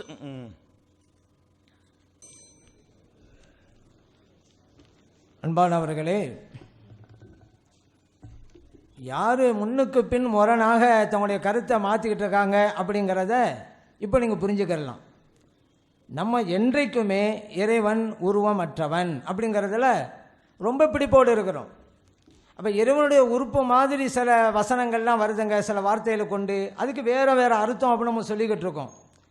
இன்றைக்கி உருவம் இருக்குன்னு வாதில் வந்தவங்க கூட அந்த நிலையில் இருந்தவங்க தான் இன்றைக்கி சூழ்நிலைக்காக வேண்டி மாற்றி பேசுகிறாங்க. அதனால் உண்மை அவங்களுக்கு தெரியும், தெரிஞ்சுக்கிட்டு தான் அப்படி பேசுகிறாங்க அப்படின்னு நம்மளை பார்த்து சொன்னதெல்லாம் 100% அவங்களுக்கு தான் பொருந்தும். ஆதாரம் என்ன தெரியுமில்ல? இப்போ இன்றைக்கி கண்ணு சம்மந்தமாக வந்துட்டாங்க. ஏன்னா அந்த முன்னால் உள்ள ஹதீஸு நிற்கலை. என்னது, அவங்க பாஷையில் பார்க்க நிற்கலை, நம்ம பாஷையில் ஆதாரமாக அமையலை. ஏன்னா உருவம்னு வார்த்தை கொண்டு வந்தாங்க, கேட்டோம், எத்தனை உருவம், முன்னால் ஒரு தாழ்ந்த உருவம் அப்படின்லாம் வந்துச்சு. உருவம்னு சொன்னால் ஒரு பிரச்சனைகள் வருது, முன்னுக்கு பின் முரணாக வருது, அந்த மக்கள் முன்னால் உருவத்தை பார்த்தாங்களா, இப்போலாம் பல கேள்வி வந்துச்சு. காலுன்னு வந்தவுடனே ஒரு காலு தான், பல காலு இல்லை அப்படிங்கிற, பல காலு இருந்தாலும் இருக்கலாம் இல்லாமல் இருக்கலாம் அப்படின்லாம் சொன்னாங்க. ஆனால் அதுக்கு கூட நம்ம சொல்லியிருக்கிறோம். ஏன்னா இப்போ மறுமையில் உள்ள பிரச்சனை, அதை நான் பின்னால் உங்களுக்கு கடைசியில் சொல்கிறேன். ஏன்னா இப்போ வேறு சப்ஜெக்ட் இதாயிரும். இப்போ வந்து சில இறைவனுக்கு முகம் இருக்குது, கை இருக்குது, கண் இருக்குது, இதுக்கெல்லாம் அப்படி அப்படியே தான் அர்த்தம் வைக்கணும், வேறு அர்த்தம் வைக்கக்கூடாதுனாங்கல்ல. இப்போ கண் சம்மந்தப்பட்ட மேற்றுக்கம் வந்துட்டனால நான் இதை சொல்ல வேண்டியது இருக்குது. அல்லாஹு தஆலா தனக்கு கண் உள்ள மாதிரி சில வார்த்தையை போட்டு சொல்கிறாங்க. உதாரணத்துக்கு வலி துஸ்னா அலா ஐனி, மூசா அலைஹிஸ்ஸலாம் அவனுடைய தாயாருக்கு பார்த்து சொல்லலாம், என்னுடைய கண் முன்னால் நீங்கள் வளர்ப்பதற்காக. அதே போல் நூ அலைஹிஸ்ஸலாத்துக்கு அல்லாஹ் தஆலா சொல்கிறான், அன் அஸ்னா இல் ஃபுல்க பி ஆயுனினா, நீங்கள் வந்து என்னுடைய கண்களுக்கு எதிராக அப்படின்னு அவங்க அர்த்தம் வைப்பாங்க. ஆனால் உண்மையிலே நம்முடைய கண்காணிப்பில் நீங்கள் கப்பலை செய்யுங்க அப்படின்னு நம்ம சொல்லுவோம், அனிஸ்னா இல் ஃபுல்க பி ஆயுனினாண்டு.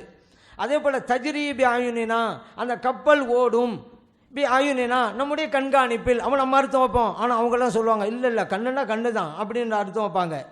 இப்போ அப்படி அர்த்தம் வச்சுட்டா இன்னும் இருக்குது, இன்னக்கு பி ஆயுனினான்னு இருக்குது. சலாஸ் அவங்கள பார்த்து நீங்கள் என் கண்ணில் இருக்கிறீங்கன்ட்டு. இப்போ இங்கே கண்ணுன்றெல்லாம் இந்த வசனத்தில் வருதுங்க. இப்போ வாதிடக்கூடியவர் அவர் எழுதின தர்ஜமாவில் கண்காணிப்பு அப்படிங்கிற அர்த்தம் தான் எழுதியிருக்கிறார். உதாரணத்துக்கு பாருங்கள், ஃபௌஹைனா இலைஹி அனிஸ்னா ஃபுல்க பி ஆயுனினா அப்படிங்கிறதுக்கு நமது மேற்பார்வையில், நம்முடைய கண்கண்டு அர்த்தம் வைக்கலாங்க. கண்ணுன்னு தான் வார்த்தை இருக்குது, மேற்பார்வைன்னு அர்த்தம் வச்சிருக்கிறாங்க. இதுதான் நம்முடைய கொள்கை. கண்ணுண்டு இருக்கும், கண்ணுண்டு வச்சிடாதீங்க. ஆனால் இது அதுவும் சரி. இப்போ இதில் என்ன வழங்குது, யாருக்கு எது சரின்னு தெரியுது, இதுதான் சரின்னு தெரியுது. இது சரின்ட்டு தெரிய போய் தான் அவங்க தர்ஜமாவில் எழுதியிருக்கிறாங்க. நம்ம கொள்கை தப்புன்னு சொன்னால் பேசாமல் எனக்கு கண்ணுண்டேல தர்ஜமா பண்ணியிருப்பாங்க. அப்போ நம்ம கருத்தை சரி தான், அவங்க மனசாட்சி சொல்லுது, இதை நாம் சொல்லலை, அவங்களோட எழுத்தே அறிவிக்குது. அதே போல் பாருங்கள், வலி துஸ்னா அலா ஐனிங்கிற இடத்துல எனது கண்காணிப்பில் அவங்க தர்ஜமாவில் எழுதியிருக்கிறாங்க. தஜ்ரி பி ஆயுனினா நமது கண்காணிப்பில், இது 3வது இடம். ஃபஇன்னக பிஅயுனினா, நமது கண்காணிப்பில். இப்படி கிட்டத்தட்ட இந்த 4 வசனங்களில் அல்லாஹு தாலா கண்கிற வார்த்தை யூஸ் பண்ணுறான். கண்ணுக்கு கண்ணுன்ற அர்த்தம் வைக்கக்கூடாது, கண்காணிப்பு. நம்மளோட வழிக்கு வர்றாங்க, இதைத்தானே நாம் படித்து சொல்கிறோம். அப்படி நேரில் அர்த்தம் கொடுக்காதீங்க, இப்போ கொடுத்துருக்கீங்கல்ல அந்த லெவலுக்கு வாங்க, பிரச்சனை வராது. அது அவங்களும் சரி கண்டுறாங்க. அப்போ மனசாட்சி பிரகாரம் யார் சொல்ல கரெக்டுன்னு வழங்குது? நம்ம சொல்கிறதான் கரெக்ட்னு அவங்களுக்கு தெரியுது, இல்லைன்னா அப்படி எழுதியிருக்க மாட்டாங்க. அதை நீங்கள் ஒன்று புரிஞ்சுக்கணும். அடுத்து முன்னுக்கு பின் முறம் பண்ணுறாங்க, முறம் வர்றாங்கன்னு சும்மா சொன்னேனால ஒரு ஆள் முரம்பட்ட ஆகிட்ட மாட்டார். எப்படி முறம் வர்றாங்க காமிக்கணும். இப்போ முரம்பட்டால் நம்ம சொன்னால் காமிச்சிட்டோம். கண்காணிப்பில் அர்த்தம் வச்சிருக்கிறாங்க, இங்கே கண்ணுண்டே வாதிடுறாங்க. யார் எது முரண் சொன்னோம் காமிக்கிறோம். அதனால் 10 தடவை திருப்பி சொல்லலாம். அவர் முன்னால் சொன்ன பின்னால் முரண்படுறாங்க, அப்படி சொல்லிட்டனால ஆளை எப்படி முரண்பட்டார் அதை நிரூபிக்கணும். இப்போ நம்ம லைச கமிதி விஷயங்கிறது அன்னைக்கும் சொன்னோம் இன்னைக்கும் சொன்னோம், அப்படி தான் சொல்லுவோம். ஒவ்வொன்றுக்கும் ஒவ்வொரு ஆதாரமாக கேட்க முடியுமா? ஒரு ஆள் சொல்கிறாரு அல்லாஹ் தாலா அந்த சூரியன் தான் அப்படிங்கிறாரு. இல்லைப்பா அப்படிங்கணும். அப்போ அல்லாஹ் சூரியன் அல்லா இல்லைங்கிறது என்ன ஆதாரம்? குர்ஆனில் தான், ஹதீஸில் தாண்டா. உடனே அதுக்கு போய் ஆதாரம் கேட்டாக்கா சூரியன் அல்லாஹ் அல்ல. சூரியனுக்கு வேண்டாம் இப்ராஹிம் சலாம் சொன்ன வேண்டாம் இருக்கலாம். நான் உதாரணத்துக்கு சூரியங்கிறேன், சூரியன் வேண்டாம் இவங்க விட்டுருங்க. உதாரணத்துக்கு மரம்னு வச்சுக்கிறேங்க, பாம்புண்டு வச்சுக்கிறேங்க, பள்ளின்னு வச்சுக்கிறேங்க, யானைண்டு வச்சுக்கிறேங்க. எத்தனையோ வணங்குறாங்கல்ல. இப்போ அவங்க அது ஒரு கடவுள் அப்படிங்கிறாங்க, கடவுள் இல்லைங்கிறோம். அப்போ யானை கடவுள் இல்லைங்கிறது என்ன ஆதாரம்டா? லைச கமிதி செய்யும் ஓதிரும் முடிஞ்சு போச்சு. அல்லாஹ் போல எதுவும் இல்லைன்னு இருக்குல்ல, யானை இதை விட்டு நீங்க போச்சு, அவ்வளோதான். வளமைக்குள்ள குஃபன் அது அப்படின்னு சொன்னாலும் முடிஞ்சு போச்சு. இறைவனுக்கு நேரம் யாரும் இல்லை. ஒரு ஆள் சொல்கிறான் இந்த நோட்டு அல்லா தான், அட இல்லடா அப்படின்னு. என்ன ஆதாரண்டா? நோட்டு அல்லா இல்லைன்னு குர்ஆனில் பார்க்க முடியும் நேரடியா? லைச கமிதி செய்யும் தான்.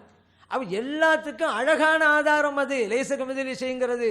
இப்போ இறைவனுக்கு உருவம் உண்டு அப்படின்ட்டு நீங்கள் சொன்ன ஆதாரம் தாங்க. இல்லை என்றால் லைச கமிதி விஷயம் தான் ஆதாரம். அதான் ஏன் சொல்கிறேன், இதுக்கு மட்டும் இல்லை, இறைவனுக்கு எதிராக அவனுடைய பண்புக்கு பொருந்தாத கருத்துக்களை எவர் சொன்னாலும் இந்த உலகத்திலே அதை தடுப்பதற்குண்டான அற்புத ஆயுதம் தான் லைச கமிதி செய்யும். சாதாரண வசமா ஒவ்வொன்றா கொண்டு வர அல்லாஹ் இந்த கட்டடமா இல்லை, அது என்ன ஆதாரம் அப்படின்றா? லைச கமிதி செய்யும் தான். அதனால எல்லாவற்றுக்கும் அற்புதமான ஆதாரம் அது. இன்னொன்று இப்போ என்ன சொன்னாங்க அப்படின்ட்டா, அப்போ ஒவ்வொரு மாதிரி இல்லைங்கிறீங்களே, அப்போ அல்லாஹ் கேட்குறானே நம்மளும் கேட்குறோமே, அப்போ வித்தியாசம் இருக்குதுல்ல அப்படின்னு சொல்கிறாங்க. அதே போல் அல்லாஹ் தாலா பார்க்குறான், நாமும் பார்க்குறோம். அப்போ நம்முடைய பார்வை எல்லாம் அவன் சொல்லத்தானே செய்கிறோம். அல்லாஹ் கேட்குறது நம்முடைய கேள்வி அல்ல, அது வேறன்னு சொல்லத்தானே செய்கிறோம். ஆமாம், இதெல்லாம் பண்புகள் பிரச்சனை இல்லையே.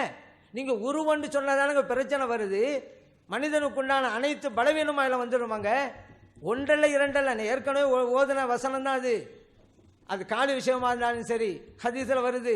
முகம் விஷயம் குர்ஆனில் வருது. உருவாண்டு வச்சுட்டா எவ்வளோ பாதிப்பு வருது. அல்லாவுடைய முகம் மட்டும் அழியும், முகம் மட்டும் இருக்கும், முகத்தை தவிர எல்லாம் அழிஞ்சு போகும், அப்படி இல்லாமல் பாதகமான அர்த்தமெல்லாம் வருது. அதனால தான் நம்ம அந்த அர்த்தம் வைக்கக்கூடாதுன்னு நம்ம சொல்லிக்கிட்டு இருக்கிறோம்.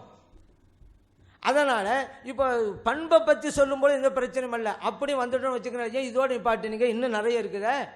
அப்போ அல்லாஹு தாலா சூழ்ச்சி செய்வான் அப்படின்னு இருக்குது. அப்போ அதையும் ஒரு பண்பாக்கு ஒரு ஆள் வர்றாரு, அல்லாஹ் சொல்லிட்டாங்க மக்கர் அல்லாஹ் சூழ்ச்சி சொல்லிட்டான்ல, அப்படியே நம்பு. கேட்டாக்கா நம்ம சூழ்ச்சி செய்கிற மாதிரி இல்லை அப்படின்னு சொல்லிவிடு அப்படின்னு அவனை ஒப்புக்கொள்வோமா? அல்லாஹ் எஸ்தாசி பிஹும்னு வருது, அல்லாஹ் அவர்களை கேலி செய்வான், பரியாசம். அல்லாஹ் எப்படிங்க கேலி கிண்டல் செய்வான் அப்படின்ட்டு கேட்டாக்கா அவன் கிண்டல் வேற நம்ம கிண்டல் வேற அப்படி சொல்லிவிடு. சொல்லாமா அப்படி? ஒவ்வொரு ஹாதிஉஹும் அல்லாஹு தாலா மோசடி செய்வான் இருக்கு. இன்னும் அல்லாஹ் பார்த்து மோசடிலாம் இருக்கு. அல்லாஹ் சொல்லிட்டால நீ அப்படியே நம்பு, இப்படி சொல்லிக்க. அல்லாஹ் மோசடி செய்கிற வேற, நம்ம மோசடி செய்கிற வேற அப்படி சொன்னீங்களே, இது அல்லாஹ்வை கண்ணியப்படுத்துகிற முறையா? அல்லாஹ்வுடைய கண்ணியத்திற்கு சீர்குலைக்கிற எதை ஏற்றுக்கொள்ளக்கூடாது. அப்போ உறுப்பு இருக்கிறது, உருவம் இருக்கிறதுன்னு சொன்னால் அல்லாஹ்வுடைய பண்புக்கு அது ஆபத்தாக முடிகிறது. அதனால தான் அது நம்ம இருக்கக்கூடாது என்று நம்ம சொல்கிறோம் அப்படின்னு பார்க்கணும். இன்னொன்று, அங்கே ஒரு வசனத்தை கொண்டு வந்து நம்மெல்லாம் அங்கே சாட்சி சொல்லுவோமே, அப்போ நம்மெல்லாம் பார்த்தோமா? நபிமார்கள் அவங்களுக்கு கவுமுகளுக்கு மத்தியில் நடந்து நம்ம பார்த்தோமா? நம்மளாம் சாட்சி சொல்ல வருவோம்ல. அப்போ அல்லாஹ் கேட்கும்போது என்ன சொல்லுவோம்?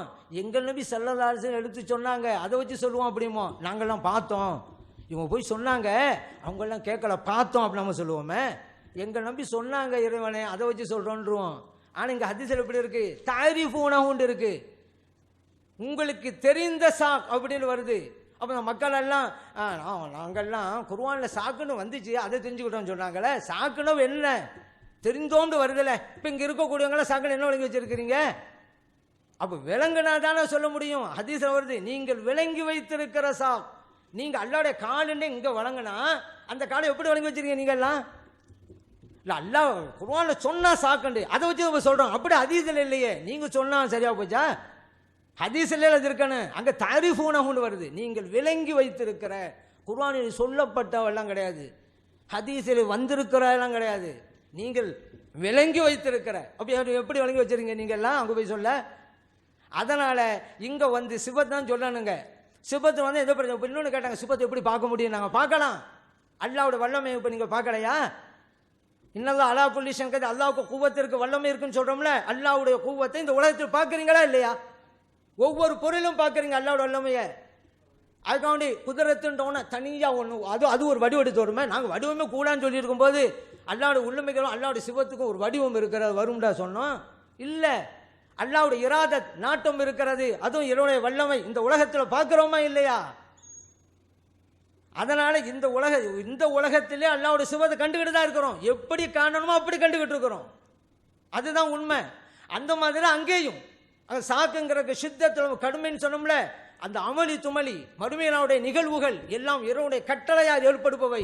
அல்லாஹ்வுடைய சிவத்து தான் அது. அல்லாஹ் தானே உண்டாக்குறான். ஒரு செயல் உண்டாக்குற யாரு? அல்லாஹ். அதான் அவனுடைய பண்பு. அதான் பண்புண்டா அதுக்கு ஒரு தனி உருவம் கொடுத்து அது அப்படியே வரும், நம்மெல்லாம் பார்ப்போம் அப்படிங்கிறதல்ல. அந்த அமளி தும்மலிகள் தான் இறைவனுடைய பண்பு. அல்லாஹ் தான் அதை உண்டாக்குறான், அதை தான் பார்க்குறோம். அதுக்காக தனியாக வரணுங்க அவசியம் கிடையாது. அதை நீங்கள் புரிஞ்சு கொள்ளுங்க. அன்பிற்குரிய சகோதரர்களே, ஒரு முக்கியமான தலைப்பில் விவாதம் நடக்கும் பொழுது அதுக்கு தகுதியான தேவையான ஆதாரங்களை வைக்காமல் சம்பந்தமில்லாத செய்திகளை சொன்னதை நீங்கள் பார்த்தீங்க. குறிப்பாக தஜ்ஜாலுடைய விஷயத்தை எடுத்து சொன்னால் அது கண்டுக்கிறவே இல்லை. அதுக்கு பதில் சொல்ல வேண்டியது சொல்லாமல் தேவையில்லாத விஷயங்களுக்கு சொல்லி கொண்டிருக்கிறார்கள். இருந்தாலும் அங்கே எந்த நோய் இப்போ இருக்கிறது என்பதை இப்போ கண்டுபிடிச்சாச்சு. எதனால் அந்த குழப்பம் வருது என்பதை அவங்க வாயிலிருந்து வெளிப்படுத்திட்டாங்க. என்ன நோயின்னு கேட்டால், மனிதர்களுடைய உறுப்புகளை பற்றி பேசினாலும் அல்லாஹ்வுடைய உறுப்புகள் சம்பந்தமாக பேசினாலும் இந்த ஒவ்வொரு உறுப்புக்குமே பல நேரங்களில் நேரடி அர்த்தம் வரும், சில நேரத்தில் வேறு ஒரு அர்த்தத்துக்கு வரும். மண்டை கணம் பிடிச்சவன் ஒரு ஆளை பற்றி சொல்லுவோம், மண்டையை நிறுத்து பார்த்தா ஒரு கிலோ கூட இருக்கும்னு அர்த்தம் கிடையாது, கர்வத்தை அப்படி சொல்லுவோம். அதே நேரத்தில் தலையை மசகு செய்யுங்க அப்படின்னு சொல்லும்போது அந்த கர்வம்னு அர்த்தம் செய்ய மாட்டோம். தலைக்கு தலைன்னு தான் என்ன செய்வோம், தலையை வெட்டிடுவேன் அப்படிம்போம். அதுக்கு தலைன்னு தான் என்ன செய்வோம், அர்த்தம் செய்வோம். தலைகால் புரியாமல் நடக்கிறாங்கும் போது அந்த அர்த்தம் செய்ய மாட்டோம். அந்த தலைங்கிற அந்த வார்த்தையை கூட மனிதனுக்கு பயன்படுத்தும் பொழுது கூட சில நேரங்களில் தலைங்கிற அர்த்தம் வரும், சில நேரங்களில் வேறு ஒரு அர்த்தமும் அது வரும். கையின்னு எடுத்துக்கொண்டாலும் அல்லாவுக்கு மட்டும் இல்லை, மனுஷனுக்கு பயன்படுத்தினாலும் சில நேரத்தில் அவன் கை நீளம் அப்படிம்போம். நீளம் அளந்து பார்த்து நீளமாக திருட்டு பயலுக்கு சொல்லுவோம். ஒரு திருடனாக இருந்தான்னு சொன்னால் அவன் கை நீளுது அப்படின்னு சொல்லுவோம். அதே நேரத்தில் ஒரு அளந்து பார்த்து மீட்டரை வச்சு அளந்துட்டு கை நீளம்னு சொன்னால் அதுக்கு நேரடி அர்த்தம் தான். திருட்டு பையில பார்த்து கை நீளம்னு சொன்னால் கை நீளம்னு அர்த்தம் கிடையாது. அதே மாதிரி எல்லாத்துக்குமே மூக்குலேருந்து கண்ணுலேருந்து காதுலேருந்து எல்லாத்துக்குமே நேரடியாக கண்ணுங்கிற அர்த்தம் காதுங்கிற அர்த்தமும் இருக்கிறது. வேற ஒரு கருத்தை தருவதற்காக இலக்கியமாக சொல்லக்கூடியதும் இருக்கிறது. இது அல்லாஹ்வுக்கு மட்டும் உரியது அல்ல, எல்லாருக்கும் அந்த மொழிக்கு உரியது. இது அரபு மொழி மட்டுக்கு உரியது மட்டுமல்ல, அனைத்து மொழிக்கும் உரியது. இப்போ அல்லாஹ்வுக்கு கண் இருக்குது அப்படின்னு சொல்லக்கூடிய நாங்கள் இவர் எடுத்து வைத்தார்ல சில கண்கள், அந்த வசனம் நாங்கள் எடுத்து வச்சோமா? அந்த வசனங்கள் நாங்கள் எடுத்து வைக்கல. அந்த வசனங்களுக்கு கண்காணிப்பு அர்த்தம்னு தெரிஞ்சுதானே நாங்கள் 10 வருஷத்துக்கு முன்னாடி அந்த தமிழாக்கத்தை கொடுத்துருக்குறோம். 10 வருஷத்துக்கு முன்னாடியே தமிழாக்கத்தில் கண்காணிப்பு நாங்கள் தான் போட்டிருக்கிறோம். விவாதத்தில் விவாதம் முடிஞ்ச பிறகு திருத்தின பதிப்பில் அதை போடலை. நாங்களே அந்த இடத்துல அந்த அர்த்தம் இல்லைன்னு தான் போட்டிருக்கிறோம். இங்கே கண்ணு தான் அர்த்தம் செய்யணும்னு வசனத்தை எடுத்து வைப்போம். அதில் நீங்கள் வேறு அர்த்தம் செய்ய இயலாது. காது தான் அர்த்தங்கிற வசனத்தை வைப்போம். அதுக்கு பதில் சொல்லணுமே தவிர எது இலக்கியமாக பயன்படுத்தப்பட்டிருக்கு அதுக்கு போய் விளக்கம் சொல்லிட்டு இருக்க முடியுமா? இப்போ கண்ணுன்னு வர்றது பூரா கண்காணிப்புன்னு போட்டு விட்டார்கள். அப்போ குரானில் உதாரணமாக என்ன வருது? அன் நப்ஸ பின் நப்சி ஒல் ஐன பில் ஐனி, உயிருக்கு உயிர், கண்ணுக்கு கண்ணுன்னு எல்லாம் சொல்கிறான். இந்த கண்ணுக்கு என்ன அர்த்தம்? இப்போ கண்ணுன்ற அர்த்தமாக வேறு அர்த்தம் கொடுப்பீங்களா? கண்ணுட்டு தான் கொடுப்போம். அது மாதிரி வந்து சஹரு அயுனன் நாஸ், மக்களுடைய கண்களை மயக்கினார்கள்னு வருது. அது கண்ணு தான் கொடுக்க வேண்டும். உலகும் அயுனுல்லா யுபுசிரு நபிகா, அவங்க கண்ணு இருக்குது ஆனால் பார்க்க மாட்டேங்கிறாங்க அப்படின்னு நல்லா சொல்கிறான். அந்த கண்ணு தான் கொடுக்கணும். அப்போ குரானில் கண்ணுன்னு பயன்படுத்தக்கூடிய இடங்கள் வந்து நிஜ கண்ணை குறிப்பிடக்கூடிய இடங்களும் அதில் இருக்கின்றன. வேற ஒரு கண்காணிப்பு, கவனம், கருத்து என்கிற அர்த்தத்தில் உள்ள கண்ணுங்கிற சொல்லும் இருக்கிறது. இப்போ அந்த மாதிரி உள்ள சொல்லா எடுத்து வைத்துக்கொண்டு இதெல்லாம் நம்ம எடுத்து வச்ச மாதிரி நாங்கள் இந்த வசனத்தையெல்லாம் காட்டி அல்லாஹ் கண்ணு இருக்குன்னு சொல்லமா, இதை வச்சா நாங்கள் சொன்னோம். நாங்கள் உன்னை வைக்கவே இல்லை. வச்ச ஆதாரத்துக்கு பதில் சொல்லாமல் வைக்காத ஆதாரத்தை அவராக வச்சுக்கிறார். நாங்கள் வைக்கவே இல்லை. கப்பலை உங்களுடைய கண்காணிப்பிலே கப்பலை செலுத்துவீராக, இந்த வசனம் வந்து அல்லாஹ் கண் இருக்கிறதுக்கு ஆதாரம் நாங்கள் சொன்னோமா? தஜ்ஜாலை நாங்கள் சொன்னதுக்கு பதிலாக காணோம். நாங்கள் எதை சொல்லலையோ, எதை சொல்ல மாட்டோமோ, எதுக்கு வேறு அர்த்தம் கொடுக்கணும்னு நாங்களே சொல்லி இருக்கிறோமோ அதை எடுத்து கொண்டாந்து வச்சு காட்டுறது நீங்கள் புரிந்து கொள்ள வேண்டும். அதனால இது வந்து புதுசாக ஒத்துக்கொண்டோமா? நம்ம என்ன ஒத்துக்கிட்டோம்? இது சம்பந்தமாக உங்களுக்கு எங்களுக்கு விவாதம் நடந்து ஒத்துக்கிட்டோமா? இதான யதார்த்தம். ஒத்துக்கிற மேட்டத்தில் என்ன இருக்குங்கிறேன், இதான் யதார்த்தம்.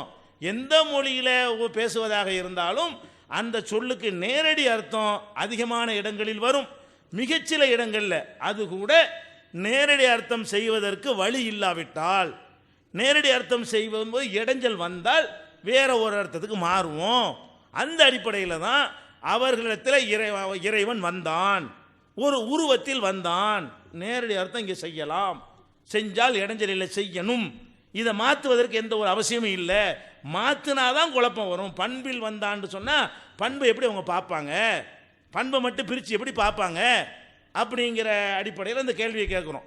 அவர்கள் அறிந்திருக்காத வேறொரு உடையத்தில் வருவான், அதை கேட்குறோம். அந்த சாக்கு கால் இருக்குல்ல, என்ன அத்தாட்சின்னு கேட்குறாங்க, காலுங்கிறாங்க.